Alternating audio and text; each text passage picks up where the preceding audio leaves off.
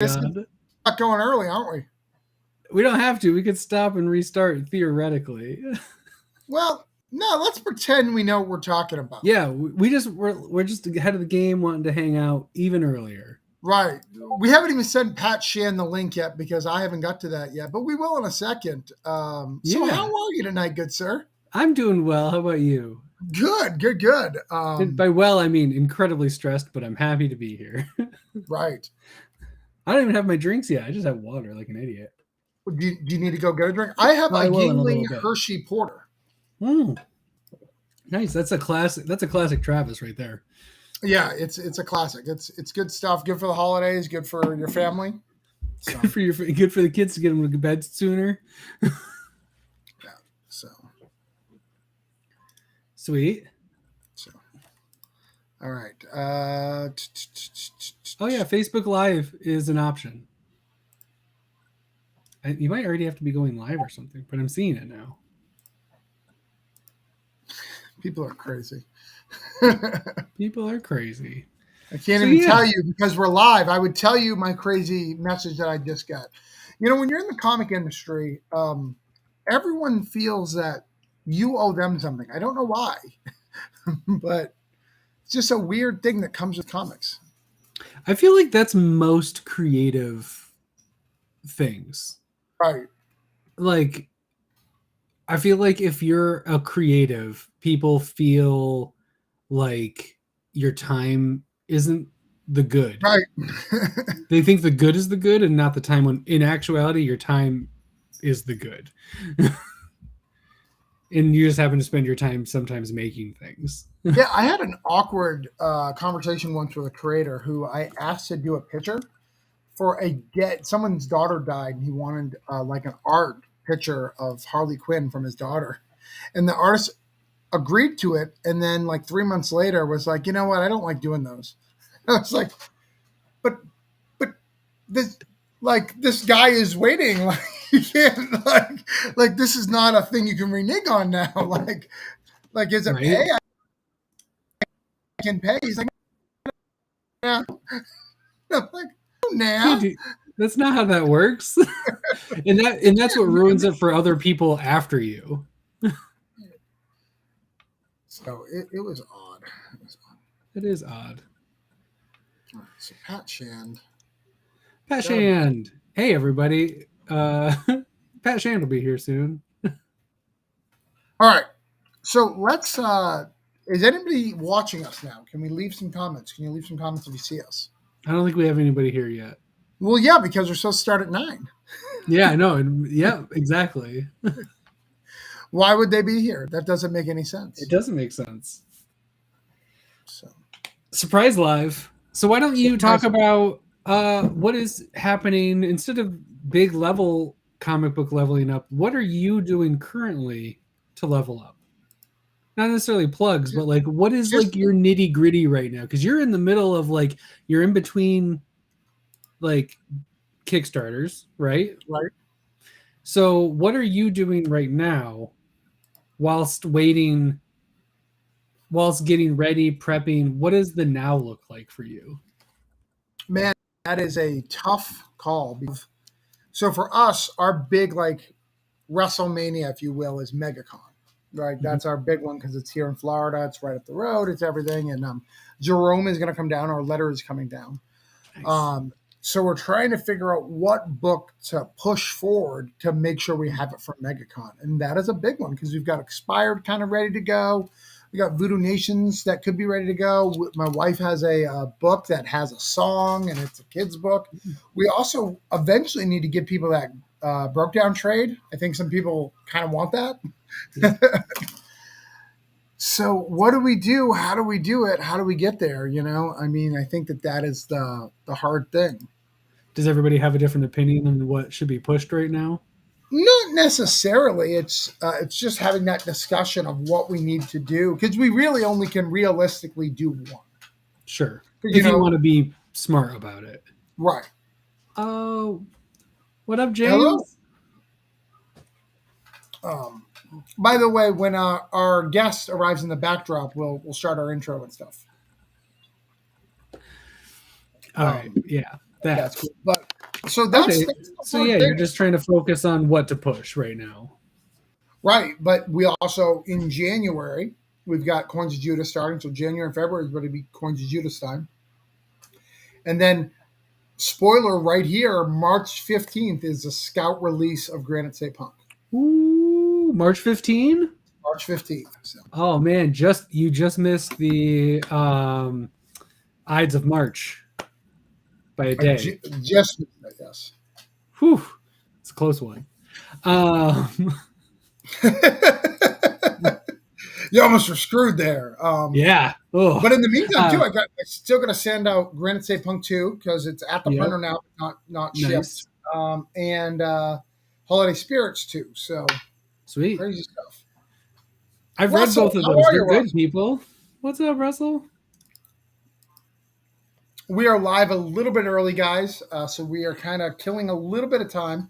We'll do the intro. We'll talk about what this program's all about. If you guys missed the first episode, please watch it on our YouTube. You are streaming on our actual YouTube, not just the Burritos YouTube, but we're probably streaming there too.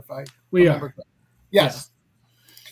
We're on Burrito. We're on Fem. We're on Comic Book Level Up. We're on your YouTube. We're on Orange Cone.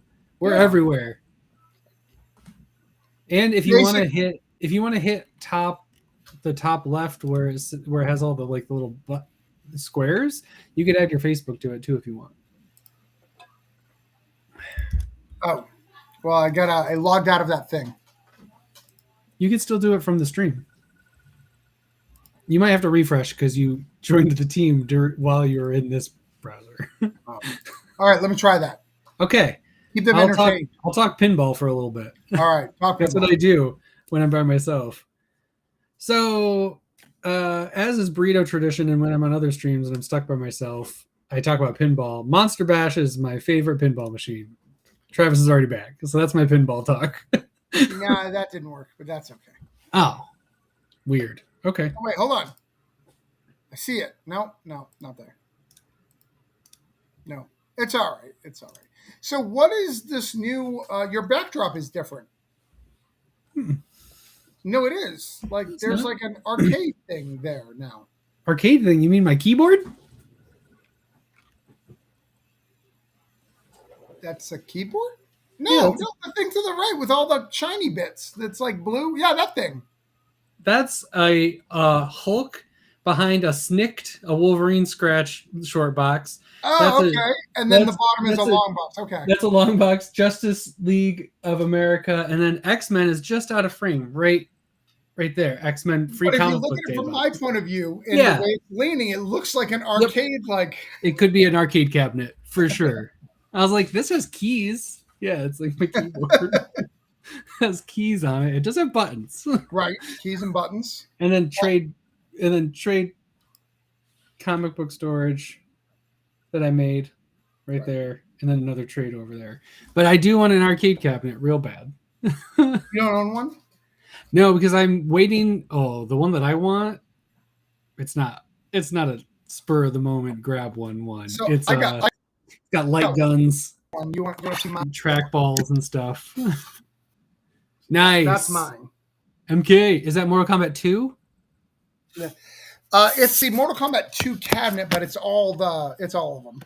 But yeah, Mortal Kombat 2 is my favorite Mortal Kombat outside of 10, but that doesn't count because those are basically completely different games. And 10 is so good.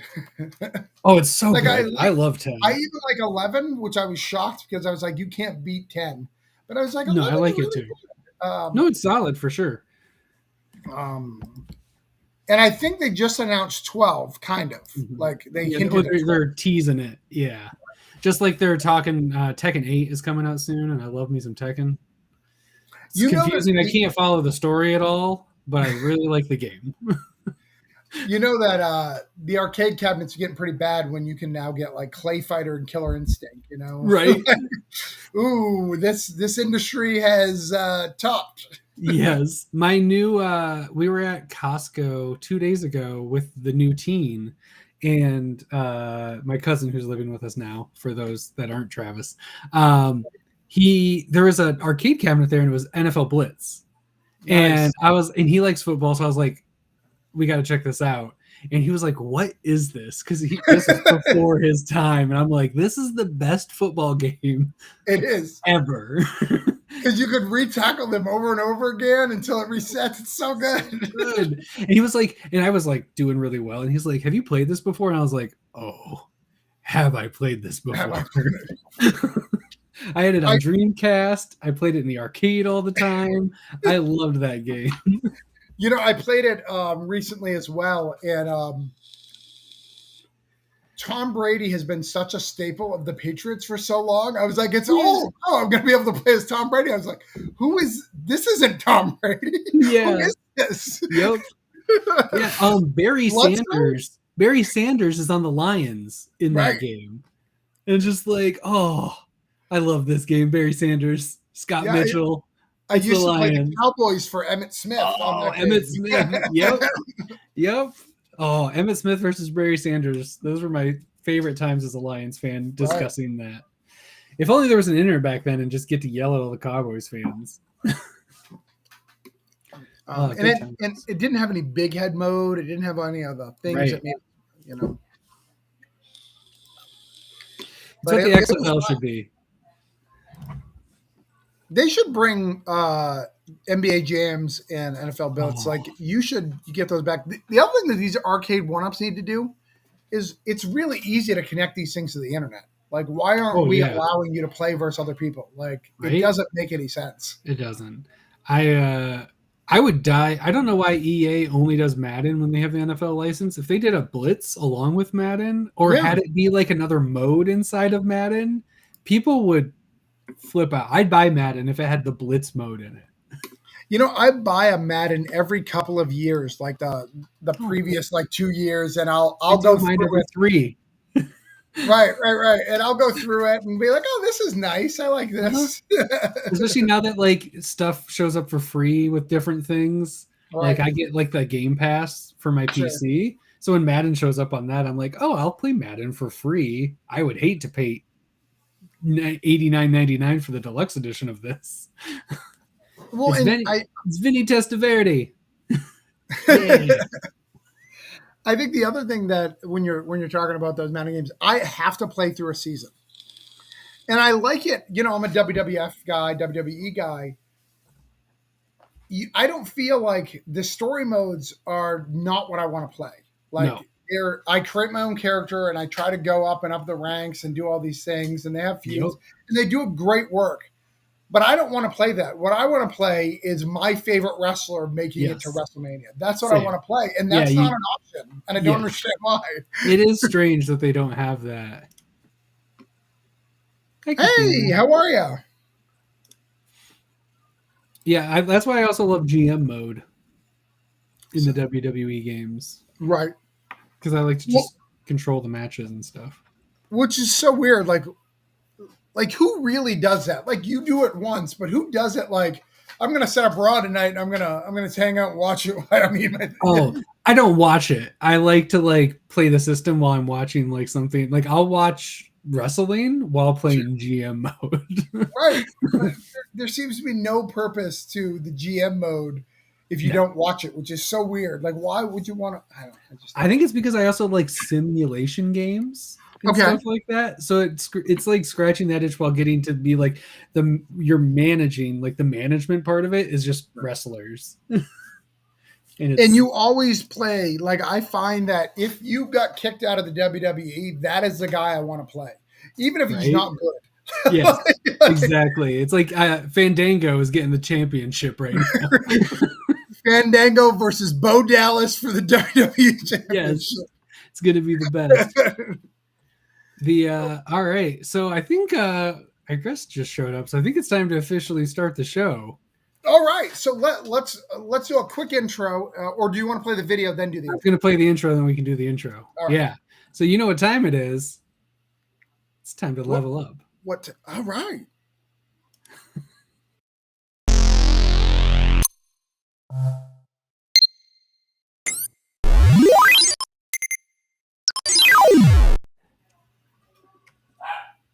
That's Todd. That's Travis. So we are Comic Book Level Up, guys.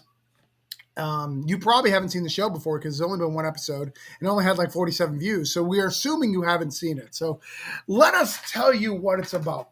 Unlike a normal show that talks about comics, like the Comic Burrito, we're going to talk about in depth about one creator, about their history, where they came from, how they plan on leveling up, what they plan to do to level up, how they've already leveled up. We're going to get some insight. We're going to really deep dive into this person's career and have a little fun with it. We've got a couple of questions that we ask every guest that we're going to make sure we get all those in and talk about their career. It's going to be a lot of fun. Couple rules to be on the show, and if you're a guest on the show, is one, you had to have been published by someone else.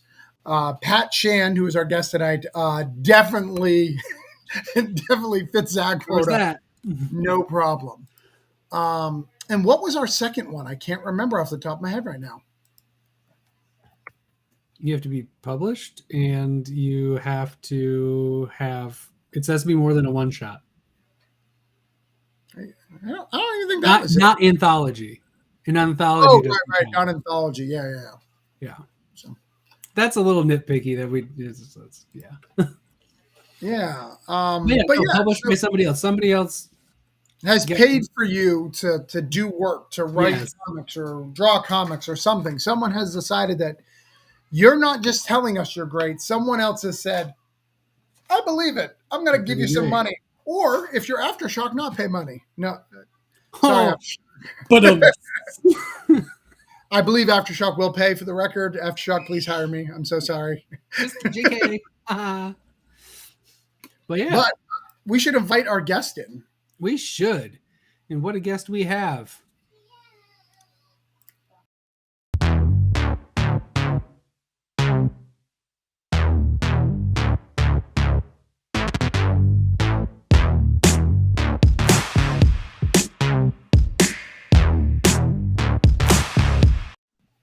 I like that. Pat Shand. That's good. Thank you. That's why we bring Todd in. He knows what's up. He gets all the graphics and makes you look pretty. I like it. I do. I'm very pleased with that. You've been on my shows. Who is this guy? No, actually, I will say this. The way that you do the intros and stuff, you have the cut to the commercial type shit. I like that a lot. My podcast is kind of just go right into it. So I want to start learning how to do that, to pre-program the the intros. Yeah. How does it sound? Sounds good. But yeah, thanks for being here, Pat. Good. Also nice to meet you. Yeah, I got to tell you, Todd was super excited to get you. When I told him the list, we have a list in the background of people who qualify for the show, who we want to get on the show.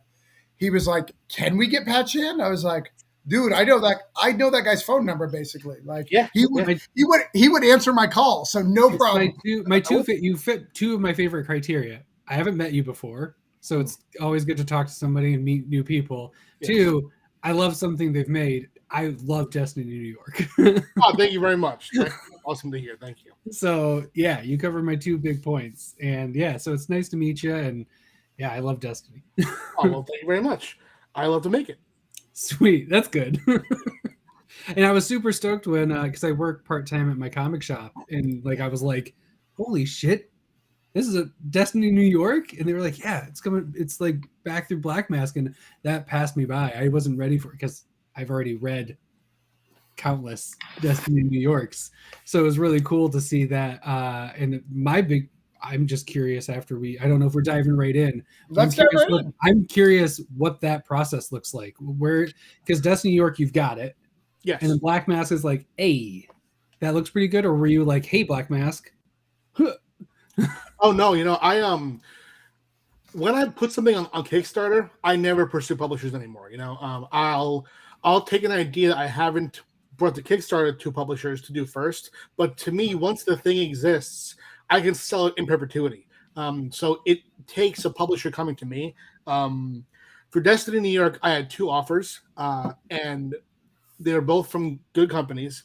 Black Mass wanted to take it as is, and I've worked with them before. They don't give notes really, and they were receptive of doing it in black and white, which I already had done. It's black and white and beautiful grayscale. Mm-hmm. And the other publisher wanted to take it as is with color added, and they don't pay for art, so I would have to take it out of pocket, which to me was not an incentive whatsoever. Yep. When I do it in color, eventually, maybe if I do it, I would do it as hard covers on Kickstarter. A collected edition type thing, that'd be cool. Like doing it in single issues is largely, in my view, is promotion and getting into a different audience than is on Kickstarter. And it's for me, it's marketing. It's keeping my name out there. Single issue series have to really take off to make a profit when you have as many issues of Destiny New York as I do. Yeah. I could color 5 issues, but the thing already has 35 in the bank. So that would be a huge commitment. So that was an easy no there for me. I'm assuming it helps for later too, so you don't have to color it. If you end up doing your own collected edition, then it all stays the same. Then if you don't want to like mess with it at all, too. Right. That's it's the same as what Kickstarter backers got, just in single issue form and in trade form. The only thing that we've changed is sometimes, for example, I like the idea of breaking chapters into single issues. They fit nicely, but my whole approach in Destiny New York was, I'm doing this as a graphic novel. I'm not going to hit a certain number of pages per chapter, right? Mm-hmm. I'm going to do what feels right for the book, the same way that I would do if I were writing a prose novel or a graphic novel that had no chapter breaks. I'm going to pace it in what feels right. But what felt right wasn't always a 22 pages. 22 pages, 20. Yeah. I mean, even we can go as far as 28, 32 pages would make a nice, clean single issue break. But some were longer and some were much shorter. So we had to break the issues sometimes at a decisive point in a chapter. So then the next issue would have a longer issue or that kind of thing, just to make sure that people who are getting it in single issues get the bang for their buck, because I would never add pages. To me, that would kind of be betraying the Kickstarter backers, Right. So that's cool. I think it's so far, because I don't think that the breaks have been abrasive at all. It's not like I'm reading Gunland 2 from Magnetic, and they literally just cut it down to these are how many pages. They split a graphic novel down to just even pages. Oh boy. Yeah. Oh, this is bad. I don't do that. And also what I'm kind of learning right now is that I have to do it in different ways with Gangster S Barista. Gangster S Barista is a Destiny New York spinoff that is also now being put out through Black Mask as single issues. And the format of the graphic novel is 3 chapters and then a short story at the end. So the call was to break the short story as well. So you get chapter 1 and a piece of the short story. So now I'm finding these kind of cliffhanger breaks in what is a 16-page story 3 times. Yeah. So it's a challenge for sure, but it's one that I am happy to experiment with. It's something different for the title. It's something new. And I think it's working out very well. Nice. That's cool. So, all right, I'll stop fanboying. Go for it, Travis. You can fanboy all you want. We'll get back to that, I'm sure. So first, we have to address you not adding stuff. Is that throwing shade at Charlie, who adds stuff with White Ash? That's what we got to address that first. Let's start the drama now. Because you love the beef. Adding stuff? Yeah, he adds stuff to White Ash to make it fit for the 24. It's different than the Kickstarter. Because I heard you guys beef a lot, so that's what I hear on Twitter. Charlie's my man, If we were to discuss that, I would definitely say that I wouldn't do it. But one difference that I'll complicate things with is that, to me, right, the trade, the hardcover is forever. Single issues are not. Charlie is adding to the single issues that I believe everything that shows up in the ultimate version of the single issue is in the trade or the hardcover. That's what I think he does, which is what I would do too.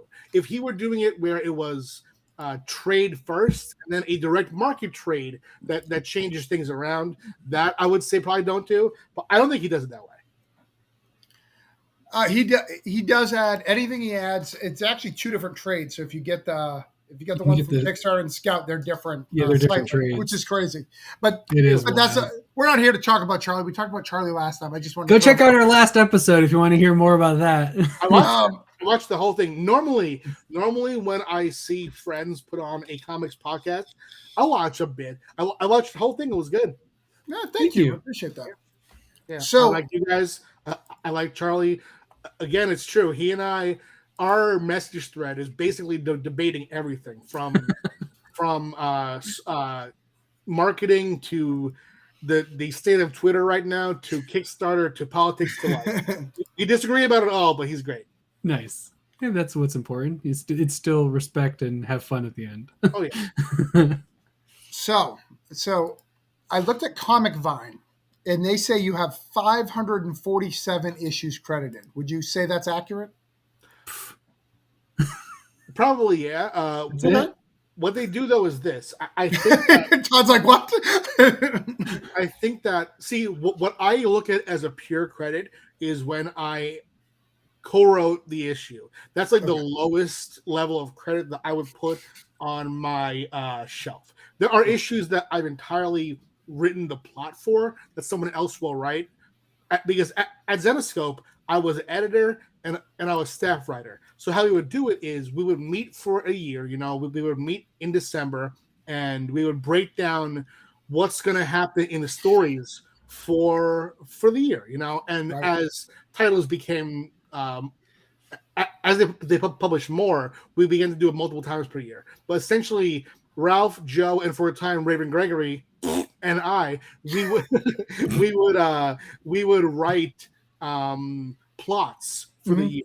We would just talk about it out loud. I would take notes, and then it would be on Raven and me, just me usually, to go down to the main office and just turn our conversations into an outline that a writer then can then come on and script. So those are ones that I've gotten credit for, that I in some way co-wrote because I plotted it, you know, but I wouldn't put that in my what's that pretentious word? Au revoir, you know? Right. Yeah. Well, how many comics would you say you've written then? Like actual written? Would you guess? I know it's probably more than you can count, but just out of curiosity, It's gotta be over 3.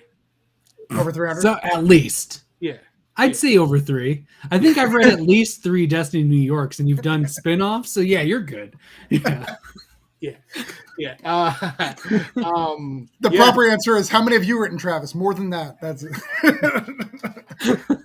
No, yeah, I've written a lot. You know, there was a time where I was writing between low 4, high 8 for Zenoscope every month. You know, and that adds up. Right, And yeah. that's just the ones I was scripting, not what I was co-writing. And I'm sure that Comic Vine put on titles that I was just editing. You know, like I edited Wonderland when I edited it from Raven's Run on the ongoing from about issues probably 10 through 20 something. Then Eric Esquivel took over. I edited him. Erica J. Heflin took over. I edited her. And that's probably about 40, not 45, about 25 issues fully there. So that's a nice chunk of what I did. But yeah, 300 something sounds right. Okay. Which is insane. Ooh. And one of the credits that I learned on Comics Vine, you know, I'm going to talk about your direct market stuff, and then we're going to go into your Kickstarter because you also have 22 created Kickstarters, which is No, dodge crazy. I have more than that. I have 2 campaigns, two Profiles. Yeah, so my Patch Jam one is 22. My Space Between one is 4. So I have a total of 26 ones that I ran, and also ones that I don't include there that I ran for other publishers. So yeah. Okay. I think Yeah, I barely I have a backed few of those more too. than that. That's wild. So, question for you, Todd. What was your first Pat Shan book that you Destiny New York. read? Okay, Destiny New York. Mine is Breathless. I read your Breathless book. I read Breathless after Destiny New York. Okay. Breathless is great. Thank you. I actually have that. I have Breathless. It's not in my. I usually would pull out these books. I have Breathless going to a friend for Christmas. Actually, Oh, I'm passing along the love. Very nice of you. Yes, pass on the long tradition of Breathless. Breathless actually, it lasted 4 issues at Black Mask. That was the plan all along. But we're gonna bring it back for a one shot, at least a one shot. We'll probably do more. But there's a succubus character in Breathless who we're gonna bring back for her own one shot that we're gonna do through. I have this imprint at Black Mask now called Black Mask Special Projects, where I pick their IPs and I run Kickstarters. And I, of course, am me. So a few of my IPs are going to be coming back there too. So we'll be doing that Breathless one shot to start. There'll be more coming back soon. But yeah, nice. I got that when Black Mass was doing their like crazy. I got on the Black Mass train when they were like 50% off everything because COVID is the worst. Yeah. And all of a sudden, I have like 20 Black Mask titles. Oh yeah, they're great. They're great. It's good company. A lot of great stuff. And there's a great universe in Breathless. There's tons of stories to be told in that universe. When I read it, I was like, oh, there's a lot of stuff to play with, which I think is one of your staples of you as a writer. Everything I've read, I'm like, oh, I could do 3 spinoffs here, right? Like, and you only normally see that in like a Spider-Man, right? A Spider-Man or an X-Men, like when they write things, oh, we're always planning for the spinoff or the big crossover coming up, but you write to that like naturally, which I think is amazing, which is, I think, one of your strongest suits. The other big one that I saw there that I didn't know that you did that I read was you wrote that. What the hell happened? Sorry. I've never read What the Hell Happened. What's that? Sorry, there's an ad. Comic Vine threw up an ad randomly and it freaked me out. It's Crossed. You wrote some the back matter of, was it like the backup story for Crossed? Yes, I wrote the backup story for Crossed Plus 100. Which, by the way, is considered for people who like read Crossed, one of their better storylines is the 100. I was actually just on the comic store last week talking about how we're all like, none of us like Crossed, but they have some great ideas. And we talked specifically about the Plus 100 stuff and how great those ideas were in that stuff. Well, I mean, I have a document that I can never share. Okay. If I shared it, this would be one of those light the comics internet on fire moments. My Crossed Plus 100, my assignment was to script from what was essentially Alan Moore's plot, but it was more than a plot. Alan Moore wrote the main Crossed Plus 100 arc. Right. What he also wrote that wasn't published was he wrote the entire history of what happens between the original Crossed event by Garth Ennis, right. And he writes what happens to the world, how nature changes, how language changes, how geography changes. He wrote a textbook of that. And that's the document from which I scripted. I was told to write stories that connected the original Crossed to Alan's run. And I had his document, and I took the conceits of what the world was like, say, 40 years after Crossed, 60 years, and built toward Crossed Plus 100 years. Nice. That's cool. And so he like Tolkien'd it, and then you wrote off of that? Yes. That's cool. I mean, there's a glossary. Let me see if I can still look it up. Leak it. Yes, Chaos. Definitely leak it. But Pat, how wild was that? Like, the comic's great, crazy. Alan Moore. You're like, here, use him as your guide. Like, that's amazing. Like who gets that? That's amazing. It remains such a huge part of my career that I got to do this. All right, so I have the document open here, and it's share screen, right? It's insane. He has a whole section where it's the dictionary of Crossed, where he writes plus 100 speech, and he has just for example, he writes wizard. General rule: many adjectives become nouns. Not that's unreasonable, but that's not a reasonable. You're a correct rather than you're correct. What's your mean instead of what's your meaning? And Interesting. And this is, I mean, I'm scrolling this. This is 13 pages of the tiniest text imaginable, single space, all about the Cross world. Wow. And you're it's like you are Alan Moore's child. That's perfect. Chaos. yeah, I mean, I definitely can't share this. It's top secret, but I'm happy to give It's a so little cool. peek. Yeah, Yeah, it that's was awesome. It was very fun to write, and Oh, plus, yeah. How many pages? did I do or did Alan do? No, how many like, was in the that document? How many pages? 13. 13? Yeah. That's a lot. Just for it's insane. Like here's So here's much. the world. And I studied that, but also too, Crossed in general, it's having that gig was such a reward to me because it was the original IP is Garth Ennis, legend. Cross Right. Plus 100 is envisioned by Alan Moore, ultimate Right. legend. To be involved in that, I mean, and also on my run, who was doing the main story is Christos Gage, legend. Right. So I felt in great That's company. crazy.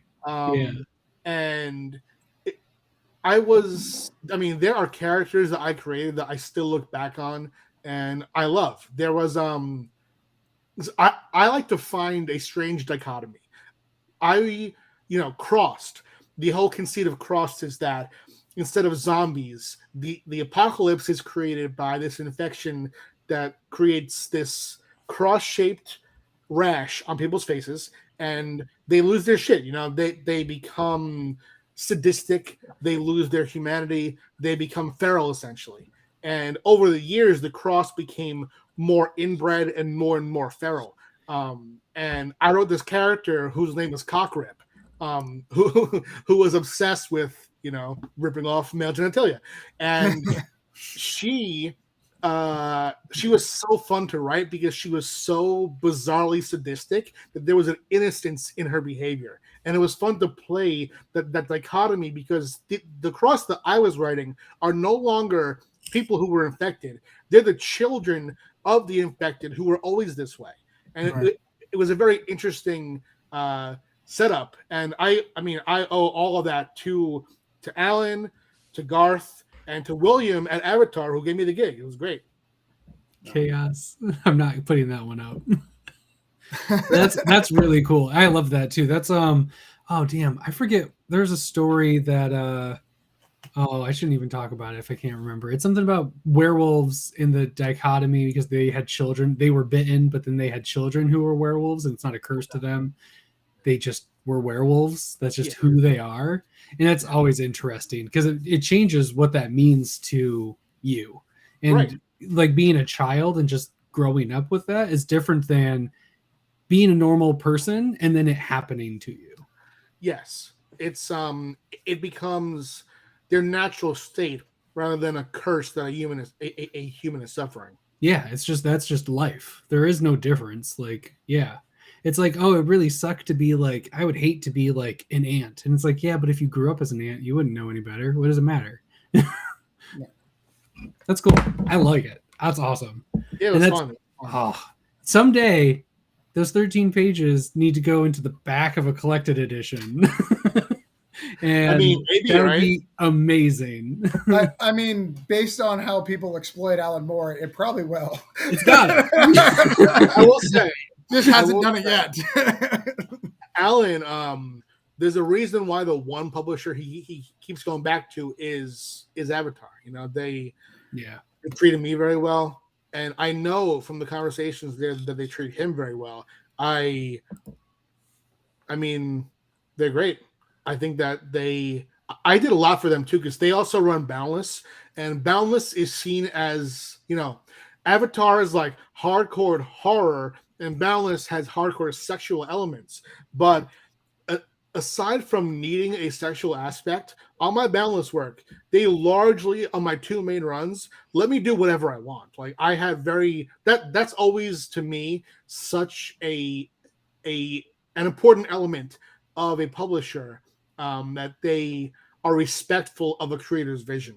And William at Avatar, he hires incredible artists. If you look at who he hires as writers, it's Kieran Gillen, it's Alan Moore, it's Garth Ennis, and oh wait, it's your boy. Okay, so Yeah, boy.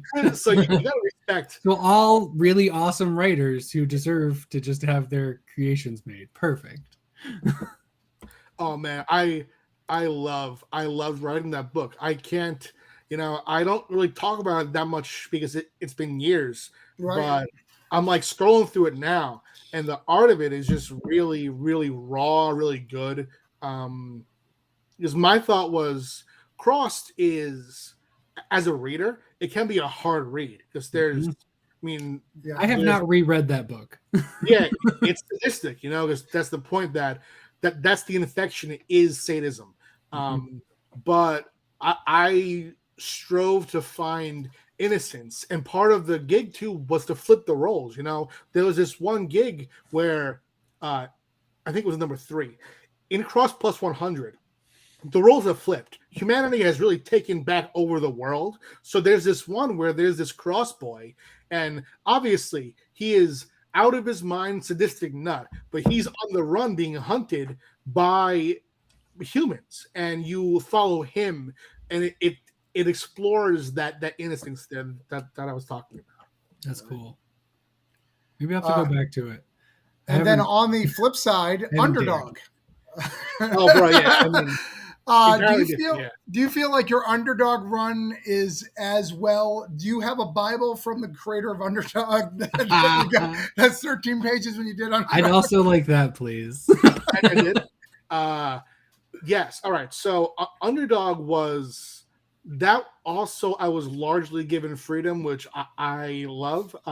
It's funny. Underdog was kind of seen as a left field gig for me, but it's one of the few licenses that I've worked on where, as a kid, I actually liked Underdog.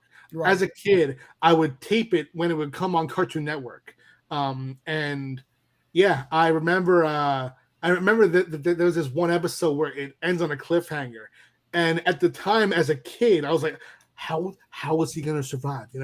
So I actually cared. That's awesome. That's cool. So seeing them with that license, I remember they put out number 1 as, I believe it was a Free Comic Book Day issue, and I had just written Equilibrium for them.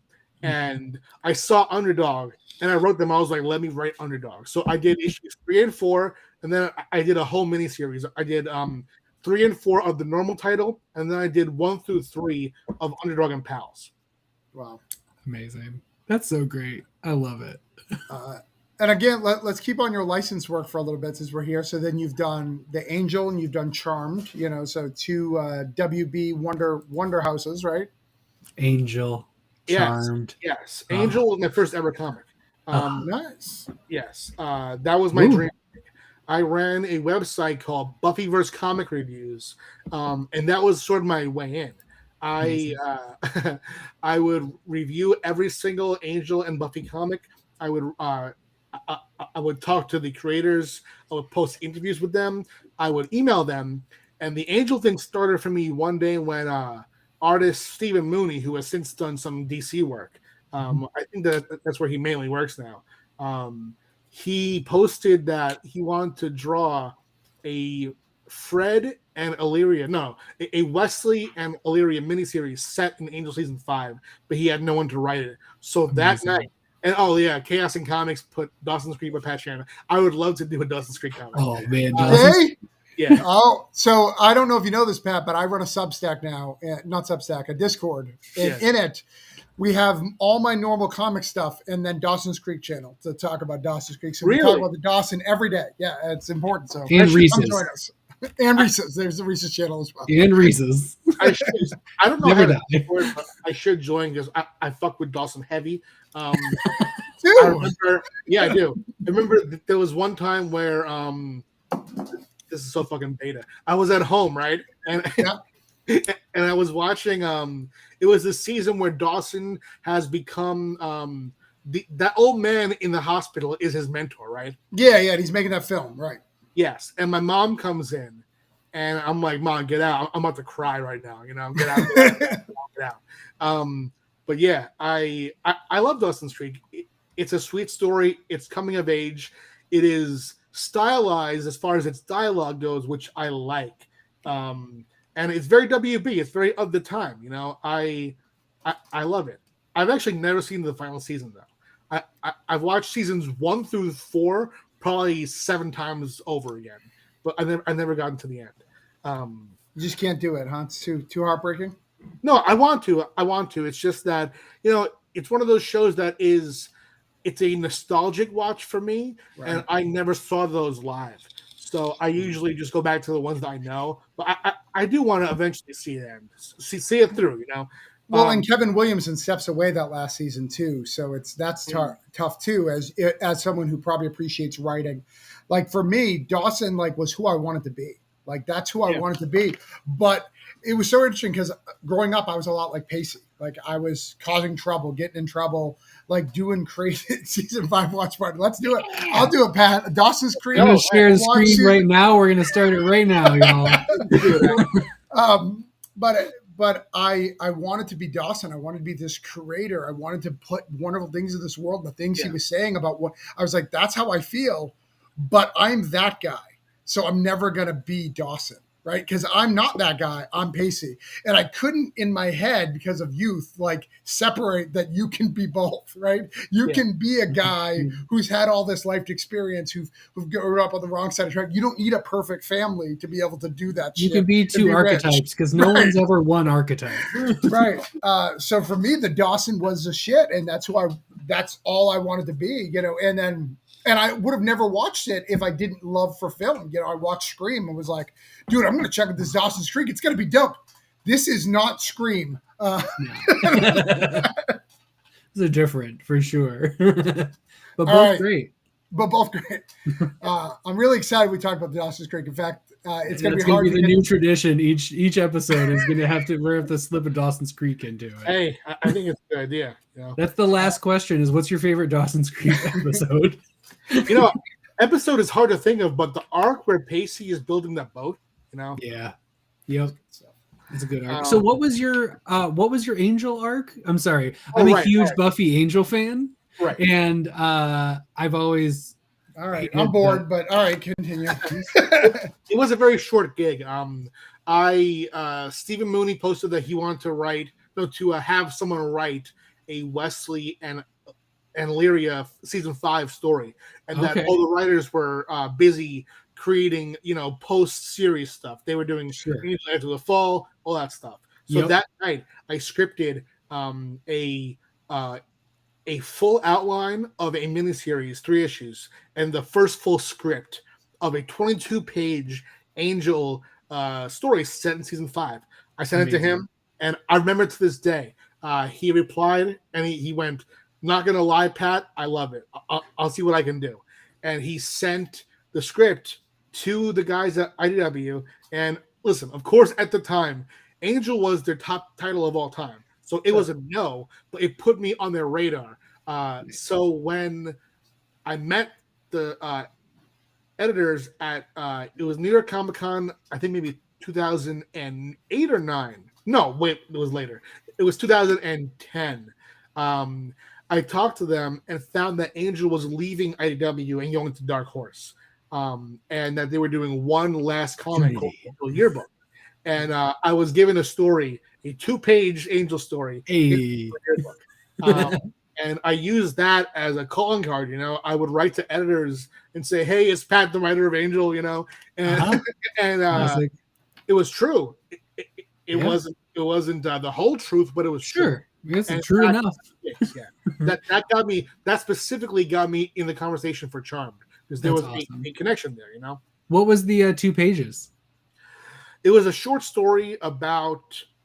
It was sort of just Angel telling a story about how Los Angeles has become his home, but by the end of the story, we reveal that he's more talking about his son Connor. No. Yeah. Oh, Connor. Oh, Connor. Oh, Connor. Well, I don't know if you know this. One of my good friends is Carl Moline, who helped create Frey. Carl is an incredible artist. He is on my to work with list for sure. Yeah, he's done several covers for me. He did the first Broke Down. He just did a cover for Coins of Judas because he was like, "It's your first, diamond work post 2000 post 2003. So I got to get it. So he did a cover for that. But yeah, he's a great guy. You should definitely get him to do something. Yeah. Connor got robbed of a good story. Agreed. Connor was a great character. Mm-hmm. All of that, Buffy. In fact, some people argue that Angel is one of the best endings of one of those type of shows because it ends you with wanting more.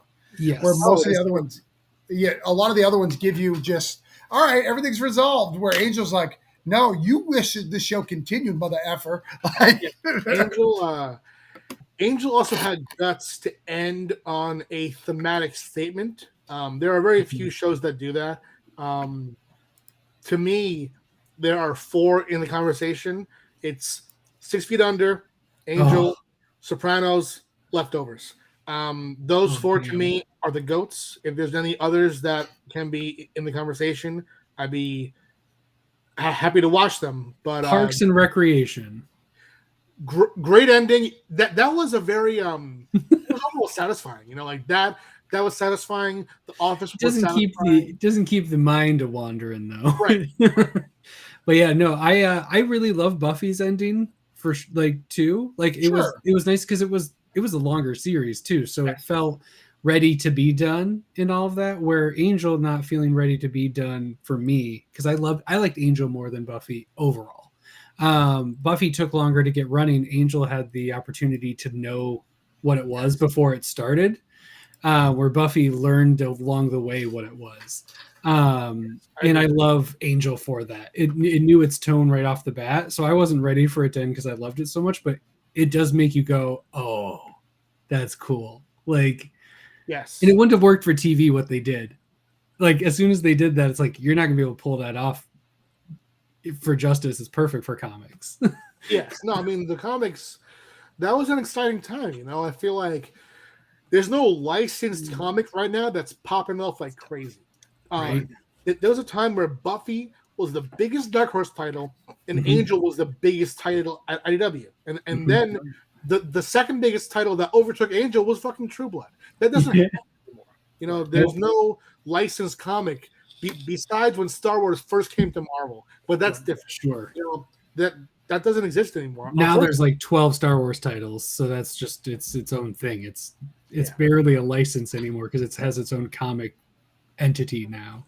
Though I will say, there's a lot of that Gargoyles stuff being bought. Like people seem to really dig that Gargoyles. I think it has potential. We don't know yet. I got a number 1. It wasn't my favorite thing in the world. Sure. But I got number 1 because it's Gargoyles.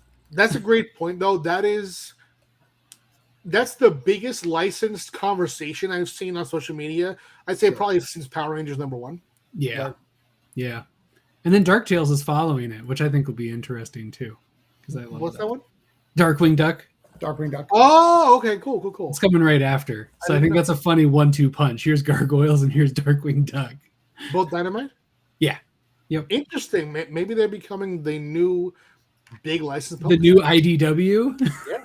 Yeah. Hey, those shoes are big to me. I mean, licensed comics are what drew me in, like I would love it if I would love the Stranger Things comic, but the truth is that it must be so hard to write that because the seasons really don't leave room for shit to happen between the seasons. Nope. The adventures between don't really make as much sense because it's pretty concise and the story is told pretty well. And there's not a lot of meat left on the bones. Yeah, no, it's true. Well, and remember Buffy, going back to the Buffy license, it was such a big deal going, this is the next season officially. Yes. From Joss Whedon. I mean, you can't get a better send off. Like this is official. And I'm hiring all my best friends to do it. Gotta read it now. Oh, all right. Well, it was a big moment. Yeah, that's really what that majorly drew me to comics. And some of the best comics writing that I got to know was by following writers that I would see on those titles. Like Brian K. Vaughan, of course, wrote the second arc of Buffy season 8. And then I was like, oh, this is amazing. The writing here feels every bit as good as the show. So let me see his other stuff. And I read Runaways, Ex Machina, Y, and I mean Runaways any is conversation for the greatest of all time that doesn't include Brian K. Vaughan is incorrect. You know, he's well, they're just lacking. They're missing out on something huge because and then nobody talks about Runaways. I really, really love Runaways. Runaways is great. Runaways is great. I have, I'm not sure if we can see over there, but those 3 huge hardcovers. That's one of the series that after Brian left, to me, they were never able to capture that vibe again. You know, I mean, I love them for what they were. You know, I loved Joss Whedon's Runaways as Joss Whedon's Runaways, Terry Moore's Runaways as Terry Moore's Runaways. Yeah. But I feel like Brian K. Vaughan really writes in a way that it feels creator owned, you know, and they brought in other writers who their stuff feels creator owned. Joss's stuff, his characters speak like his characters. Terry Moore characters feel like they exist in this cohesive Terry Moore universe that you want to feel a whole part of. So the fact that Runaways was in the Marvel universe and not creator owned is kind of hard for me to remember, you know, because it felt like 3 different creator owns, Vaughn, Eden, and Moore, you know? Yep, for sure. Well, and I think Runaways hit at such a perfect time because at the time, only X-Men had legacy characters. Yep. Right. And then Runaways goes, we have legacy characters, look, but they're not the Avengers. They're not the Young Avengers. They're just these guys who are connected to these very low level tier horror and stuff like that, which I think is so great. Yeah. It made it really special and let it probably feel creator owned because they won't let people do that with things that could run amok. That's true. But I think that if there were more licensed comics now, there'd be more of a bridge for non-comics readers to get into comics. Because the bridge that we thought would work but didn't is the MCU. You know, like there are not that many people who are running to comic shops after the next big MCU movie. The people who would have done that have already done it. Yep, and they're either hooked or they're like, oh, that wasn't for me, and they're not going to do it again. Yep. Yeah, there's an occasional crossover. Like my kid likes Miss Marvel now because of the TV show, but I think those are few and far between, and they're not the big impact that they need. Fortnite is what does it now. Right. Oh man, Fortnite. Our pull list for Fortnite is so much longer than any of our other pull lists because all these random people are coming in just for the Fortnite books. We have a whole Fortnite list, and it's wild. And that's meaningful. You know, there are these IPs where no matter what, people just want more. And comics not picking those IPs up, it could be because they can't. You know, I've had conversations with licensors because now what I do on Kickstarter, I can easily bring to the direct market as space between entertainment. So I've talked to licensors about, you know, taking titles that are inactive and bringing them to the DM as comics myself. But with all these huge corporations acquiring other also huge corporations, it makes that shit really hard. It makes it a whole thing. Yeah, everything's owned by somebody else. Yes. I had a conversation about a comic book license. I can't say what it is, but it's a license where I know the exact numbers that the last version of the comic sold. They sold for less than $1,000. They sold to less than 1,000 readers per issue, and I would need something like a guarantee of 10 times that per issue to make, plus somewhat million in insurance to host this license. And it's just like, oh, so that license can't really exist with a publisher that isn't Marvel or DC, and Marvel or DC wouldn't hold this license, you know? So that's kind of what I think is that maybe people aren't scooping these licenses anymore because the companies make them kind of hard to do it. Yeah. I mean, it makes sense because they want guaranteed return now because everything is down to the penny and it's all corporate profits. And comics aren't really about, especially number ones on indie titles are not about instant profits. It's you gotta hold out. So let's talk about Zenescope because if we keep talking about license property, we'll go forever. Yeah. Theo Vaughn. Let's try to talk with Theo Vaughn about making a comic book. Listen, I'm a big Theo Vaughn fan. I have talked to comedians about doing comics based on their podcast before. I have a cover, I have artwork for a Brilliant Idiots comic with Charlemagne the God and Andrew Schultz. It just never Amazing. happened because the idea that we had, I met with them. I was on their podcast. We had an idea that was very election focused, and by the time that we were talking about an artist, the idea became passe because we were getting closer to the election, and everything was about the election. So that idea kind of died. But I am very, very much in the mode of wanting to work with comedians on comics for their IPs. And the last licensing question, but it's about you. What should I say? I got a call last week about two heroes of mine being involved in a conversation about something similar to that. Cool. To the point where when I told my editor on the book, Shannon Lee, I was like, what would be the craziest pair of people to be involved in X? And she immediately said who they were. And I was like, yep. So yeah. Sweet. Good. That's Amazing. awesome. I love it.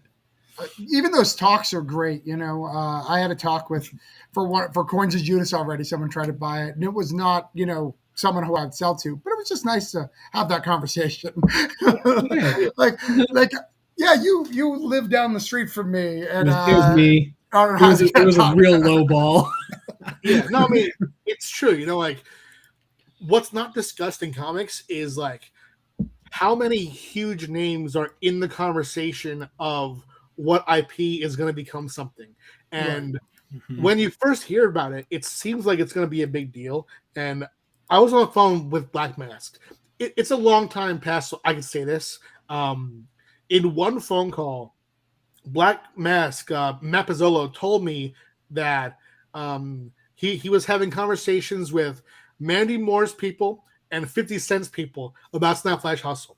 And growing up, amazing. I am a major fan of 50 Cent, and I loved Mandy Moore. I watched A Walk to Remember over and over and over, wishing that Jamie from Walk to Remember, as played by Mandy Moore, would be my girl, dude. So those are always interesting conversations. But Black Mask stopped telling me who was involved in these conversations because they realized, they said that these conversations are not usually a yes. So if they were to tell me everything, it would be depressing. Sure. So I asked them, all right, so on a scale from 1 to 100, what is the odds that this pair of people are going to say yes to being involved? And they said, 100, it's done. So it's a yes. Now it's just a matter of getting it made. So we have people attached to it. We just don't know if it'll get made. Which who knows? I'm not even sure if I'm supposed to be saying this, but fuck it, I love it. Well, I listened to Scott Snyder, and Scott Snyder talked about how his whole business model is making books to be optioned. He's like, I don't even care if they get made anymore. He just wants the option because they make so much on the option that he can have a steady paycheck to be able to write whatever the hell he wants. Because if he's not, he's going to have to go to Marvel and DC to make that big money to get that steady pay, which I thought was super fascinating, but also really good, right? So if I can get a couple of low-level auctions, I can provide for my family a little bit because they have to be renewed yearly. And then I'd feel safe to be able to be more creative, which I thought was really, really powerful. It seemed like it was going to depress me, but it actually inspired me more going, oh, yeah, that's a good goal. I like that. Yeah, it's cool. I like that. Who cares if they made? I'm happy, which is crazy cool. Hey, Comics by the Bay. What up? All right. So are we ready to talk about Zenescope? Hell yeah, of course. So you started, what year did you start at Zenescope? Year 1, 2011. I published Angel came out in May of 2011, and my first published Zenescope work was the Grimm Fairy Tales 2011 Holiday Special. and that came out in November of 2011. And at that point, I was already in talks for Charmed, and I had done but wasn't published yet. Their licensed comic of Spike TV's A Thousand Ways to Die, which is a crazy license to have. But yeah, so yeah, first year out. First year out, and then you became staff in 2016. You told me, right? No, 2012 until 2016. Okay, 2012, 2016. Yeah. So what? So two questions here about Zenescope specifically. So, which characters in Zenescope do you feel that you created? Basically, I mean, you didn't create them fully, but the development of Zenescope's version. What would you say, or is there more than two? Oh, there's dozens. Right. Yeah. Robin Hood for sure. Okay. Van Helsing, Masumi. I mean, every character in the Unleashed arc is. From then on, I co-created essentially every character who appeared, besides someone who Joe Brusher brought in. So yeah, Robin Hood was given to me as an image of who she was, an outline of the first issue, and ideas for issues 2 through 5. So I wrote the first issue as outlined, and then I asked if it was okay if I went in a different direction for issues 2 through 5, and they said yes. So from then on, 2 of Robin Hood origin throughout the entire rest of the 39 issues that I wrote her, that was all me with notes from Ralph Joe and at one point Raven. So I would say that I co-created Robin in that way, where the art existed before me, but I helped shape her voice and personality. And that at the time it was seen as like the main work that I was known for, you know. Right. But yeah, Robin Hood for sure. Van Helsing, the character that is a main feature as Zenescope now, who is named Mystere. She started as Mary Medina, and I had her as Mary Medina in my Grim Fairy Tales arc. I introduced her. I was with Ralph and Joe as we created her. We created Lance, who is our Lancelot character. Wiglaf. Who else was in that run? Multiple characters, you know. And Masumi from Unleashed, she is the sword character, and it goes on and on. You know, they're being from from Unleashed, the Dark Queen. Joe had the idea for her, and then we discussed her in a chat. Like, I remember all this stuff. You know, I remember because it was so. They're so different as Zenescope. You know, like comics is largely get a gig, pitch for the gig, write based on the approved pitch, notes on the script, turn the script in, you're done. Right. Zenescope is anything but that. Zenescope, I would drive to Philadelphia, well, near Philadelphia, Horsham, Pennsylvania, and we would do writers' rooms. You know, I would meet with them. We'd be in constant email talks. They really made me part of the crew, and they treated Zenescope like a family. And when I see them, they do the same to me to this day. And their fans, I would argue, with their conventions and stuff, the way they treat their fans. Very much so. They're notable in that way. And yeah, it was amazingly collaborative, where it felt like everything fed into the next thing. Like before me, Raven Gregory was staff writer, and he, you know, what he was known for, his main work was Wonderland. And characters that we brought into Wonderland from other titles, you know, he rolled with that. I brought characters from his stuff into my stuff. It was a fun, cohesive vision, and I liked when everything could be read on its own, but when read together could paint an overall bigger picture. And that was just very, very fun. Yeah. Nice. Well, I guess we got to wrap back up because we're going to back to Kickstarter. And kind of mess, we're going to talk about Destiny New York and how you've really showed, you know, because you do things so differently. You know, if you look at you, if someone was talking about you, they wouldn't believe it, right? So this guy does black and white, is that full graphic. Oh, okay. No. They do full. This guy does black and white, full graphic novels. Yes. on Kickstarter, and is very successful at it. Like people be like, no, nobody wants that. That's Like, not what comic book Kickstarters are. Yeah. right. Right. It's the exact opposite. Isn't it just a $20 15-page book? That's Right, like, as little right? as little as you could do with as little art as you can. You know? Yeah. Yeah. Which is the exact opposite of what you do. And you've created this huge universe with spin-off characters. With, I mean, you just had the Metal Shark Bro guys do one, and you have one live right now that we got to talk about. What is that like? How is that going? And how do you feel about that? Because you have kind of labeled yourself as not only a Kickstarter creator, but one of the main Kickstarter creators, like the mainstay. I'd say so. Yeah. I mean, how can I say this? Because I want to do it all on Kickstarter. Yeah. For a long time, as I was finding my voice on Kickstarter, finding my audience, I was largely doing books that I felt the Destiny New York audience would enjoy. Like, for example, Prison Witch. That is so much in line with Destiny New York that people thought it was in the same universe, but it's not. So I began to branch out with my more adult titles. I've done all ages titles, and I wish I could do more, but Kickstarter does not support all ages books. It's unfortunate, but it's true. It doesn't. It's not a thing. No, and I do want to do single issues. I probably wouldn't do one that's 15 pages and then like a bunch of an art gallery where it's one image and she's like naked in 17 different ways.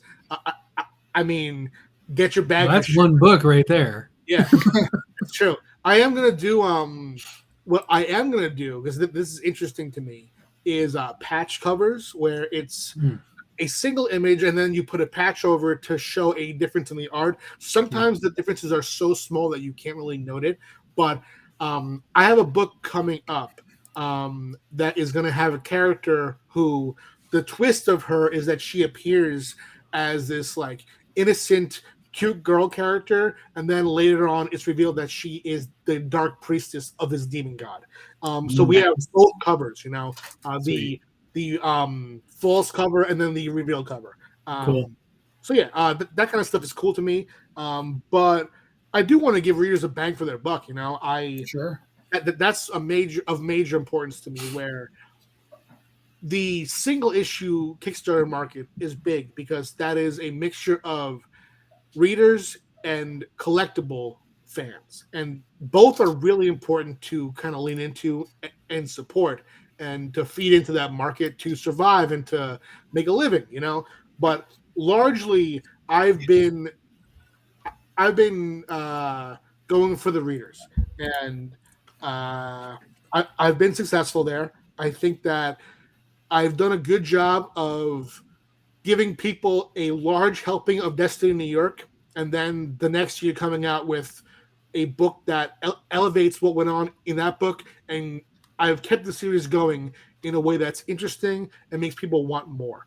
And that's what I want out of books too. That's what I want out of TV. I write as if I was the fan. I love these characters, and Travis, you mentioned earlier that my writing feels like there could be multiple different spin-offs, that it's a large world to explore, and that's very purposeful. Sure. I write, especially Destiny New York, but I try everywhere to have characters that are essentially the lead of their own story. So, and I mean, that's why the truth was, if I was a shrewd businessman, I would do Destiny New York as much shorter volumes, and I would just do more of it. But I want to explore as much as I can within that volume a set of characters, and I want every single supporting character to not feel supporting, to feel like that they're their own main character with their own active life on the page and beyond the page. That's how it comes across. Yeah. Well, yeah, and spin-offs seem natural because it's just like, well, yeah, they're already a fully fleshed character. Why wouldn't you go tell that story? They're not just like, here's the wacky person. Needed a wacky person here. Right. Yeah, but I would argue, hold on, let me even go further, that if you've never read Destiny New York, just the titles like Smoke Weed, See the Future. People who love weed, which is not my thing, but like that's cool to them. That's a cool thing. Badass Gangster Barista, like that is like something people want to read, like just on title alone, with no knowledge of Destiny New York, and you're just giving them like that. Where Destiny New York is bonus material, which is crazy. No, it's true. That's It's funny, yeah. I've designed those books. I've designed those books to work if there was no Destiny New York. That's very, very purposeful. And those two titles, Gangster Ass Barista and Smoke Weed, See the Future, those are sort of me doing what manga does. I've noticed that manga has this really useful and sort of left field funny idea where their elevator pitch becomes the title. Like Right. you'll see manga like I was reincarnated as a slime, that book. And that's that takes out the need for the pitch. And I felt proven correct when I was I've told this before, but it's such a moment to me. In one fell swoop, I received 3 orders. I received Smoke Weed, See the Future Volume 1, Destiny Volume 5, and the Destiny New York hardcover art book. I had a full day of unpacking at my storage unit. They were outside, so I was like, fuck it, I'm going to order food as I unpack this. I ordered Uber Eats. The driver pulls up, and they can see on the box, they squint and they go, Smoke Weed, See the Future, what's that? And I'm like, it worked. It worked, dude. You want to know what it is now, don't you? Yeah. And that's I brought it to I think 6 cons since then, and at every con I've gone to with that book, it's been #1 seller. It stands out, the title stands out, and it works for people who love Destiny New York and for those who have no idea what it is. That's exactly my hope, and that's what I've seen working so far for sure. That's awesome.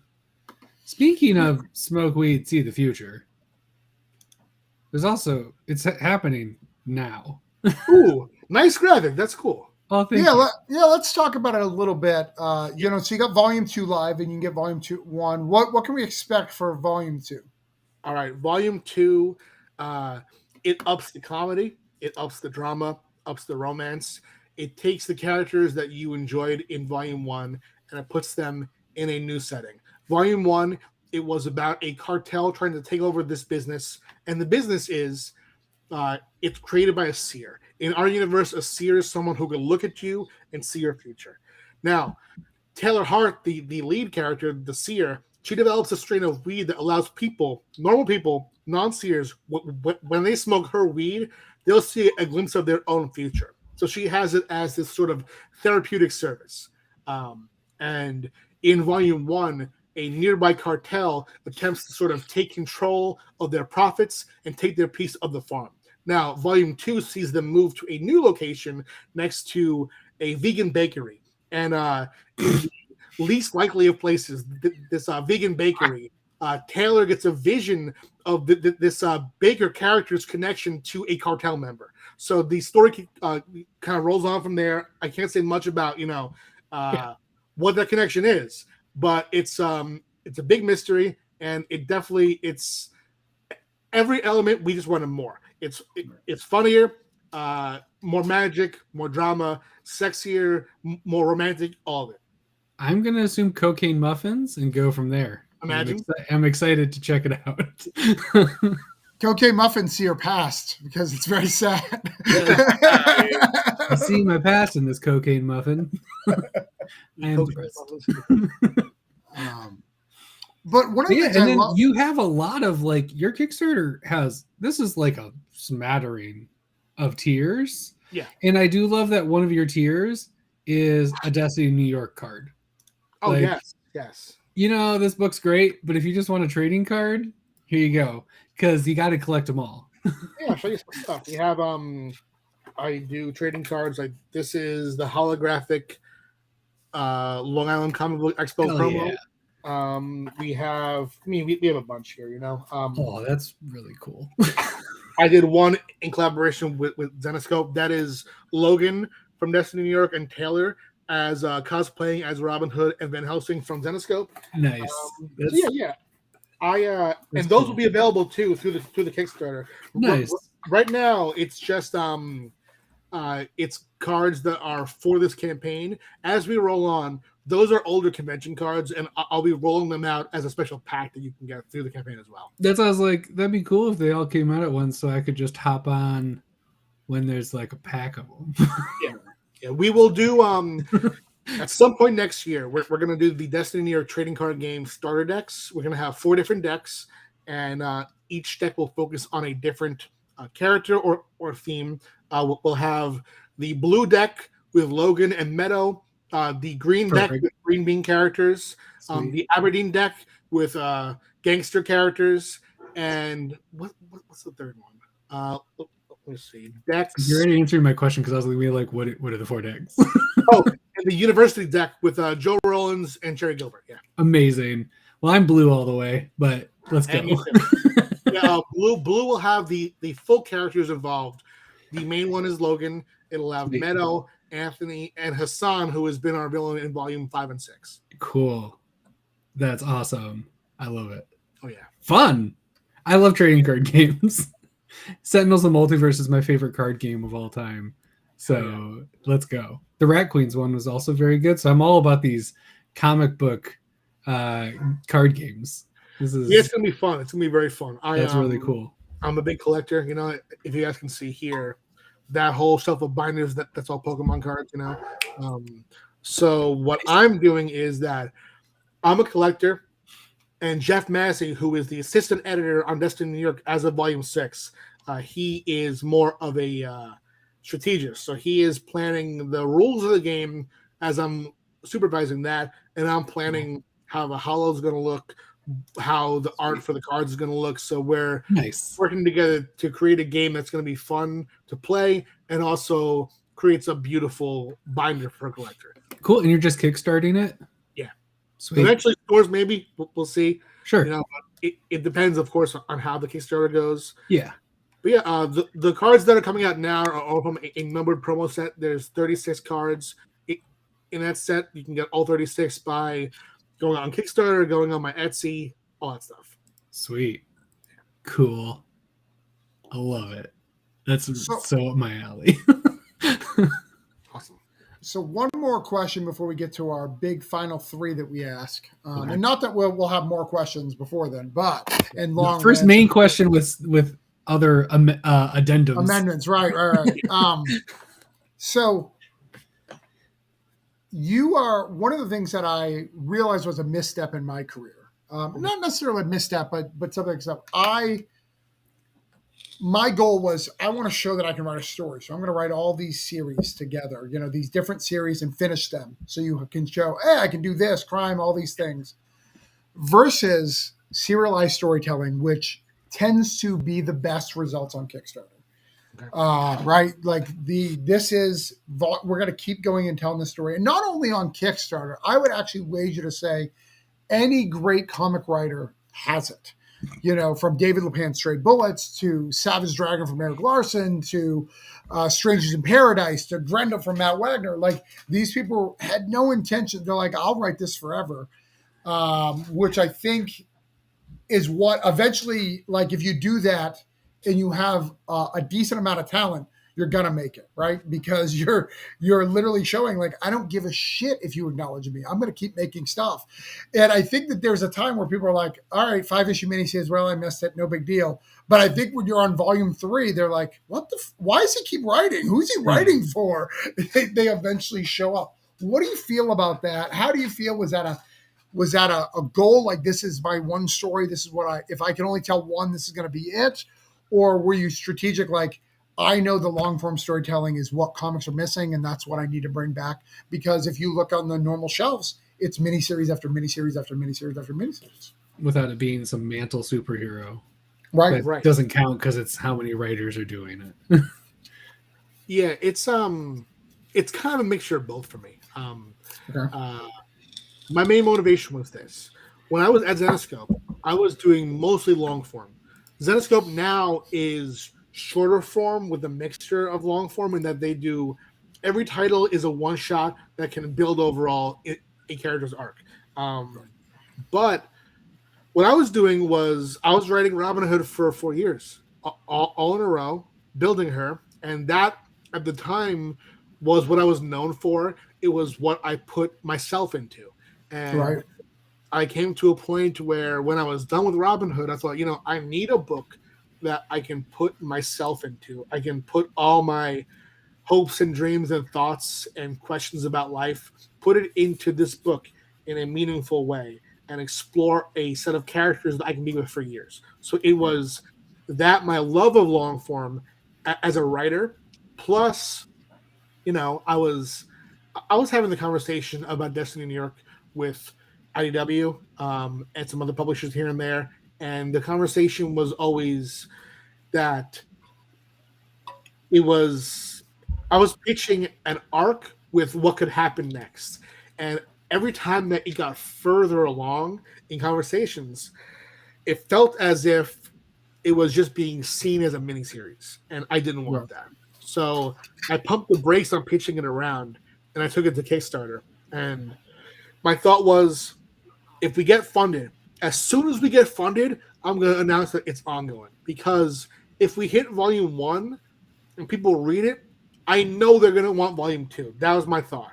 And that worked, Now what I do is, because the truth is, this is a way that Charlie Stickney and I are very similar. And I'll ask Charlie, like, how long is this series going to go? How long is this one going to go?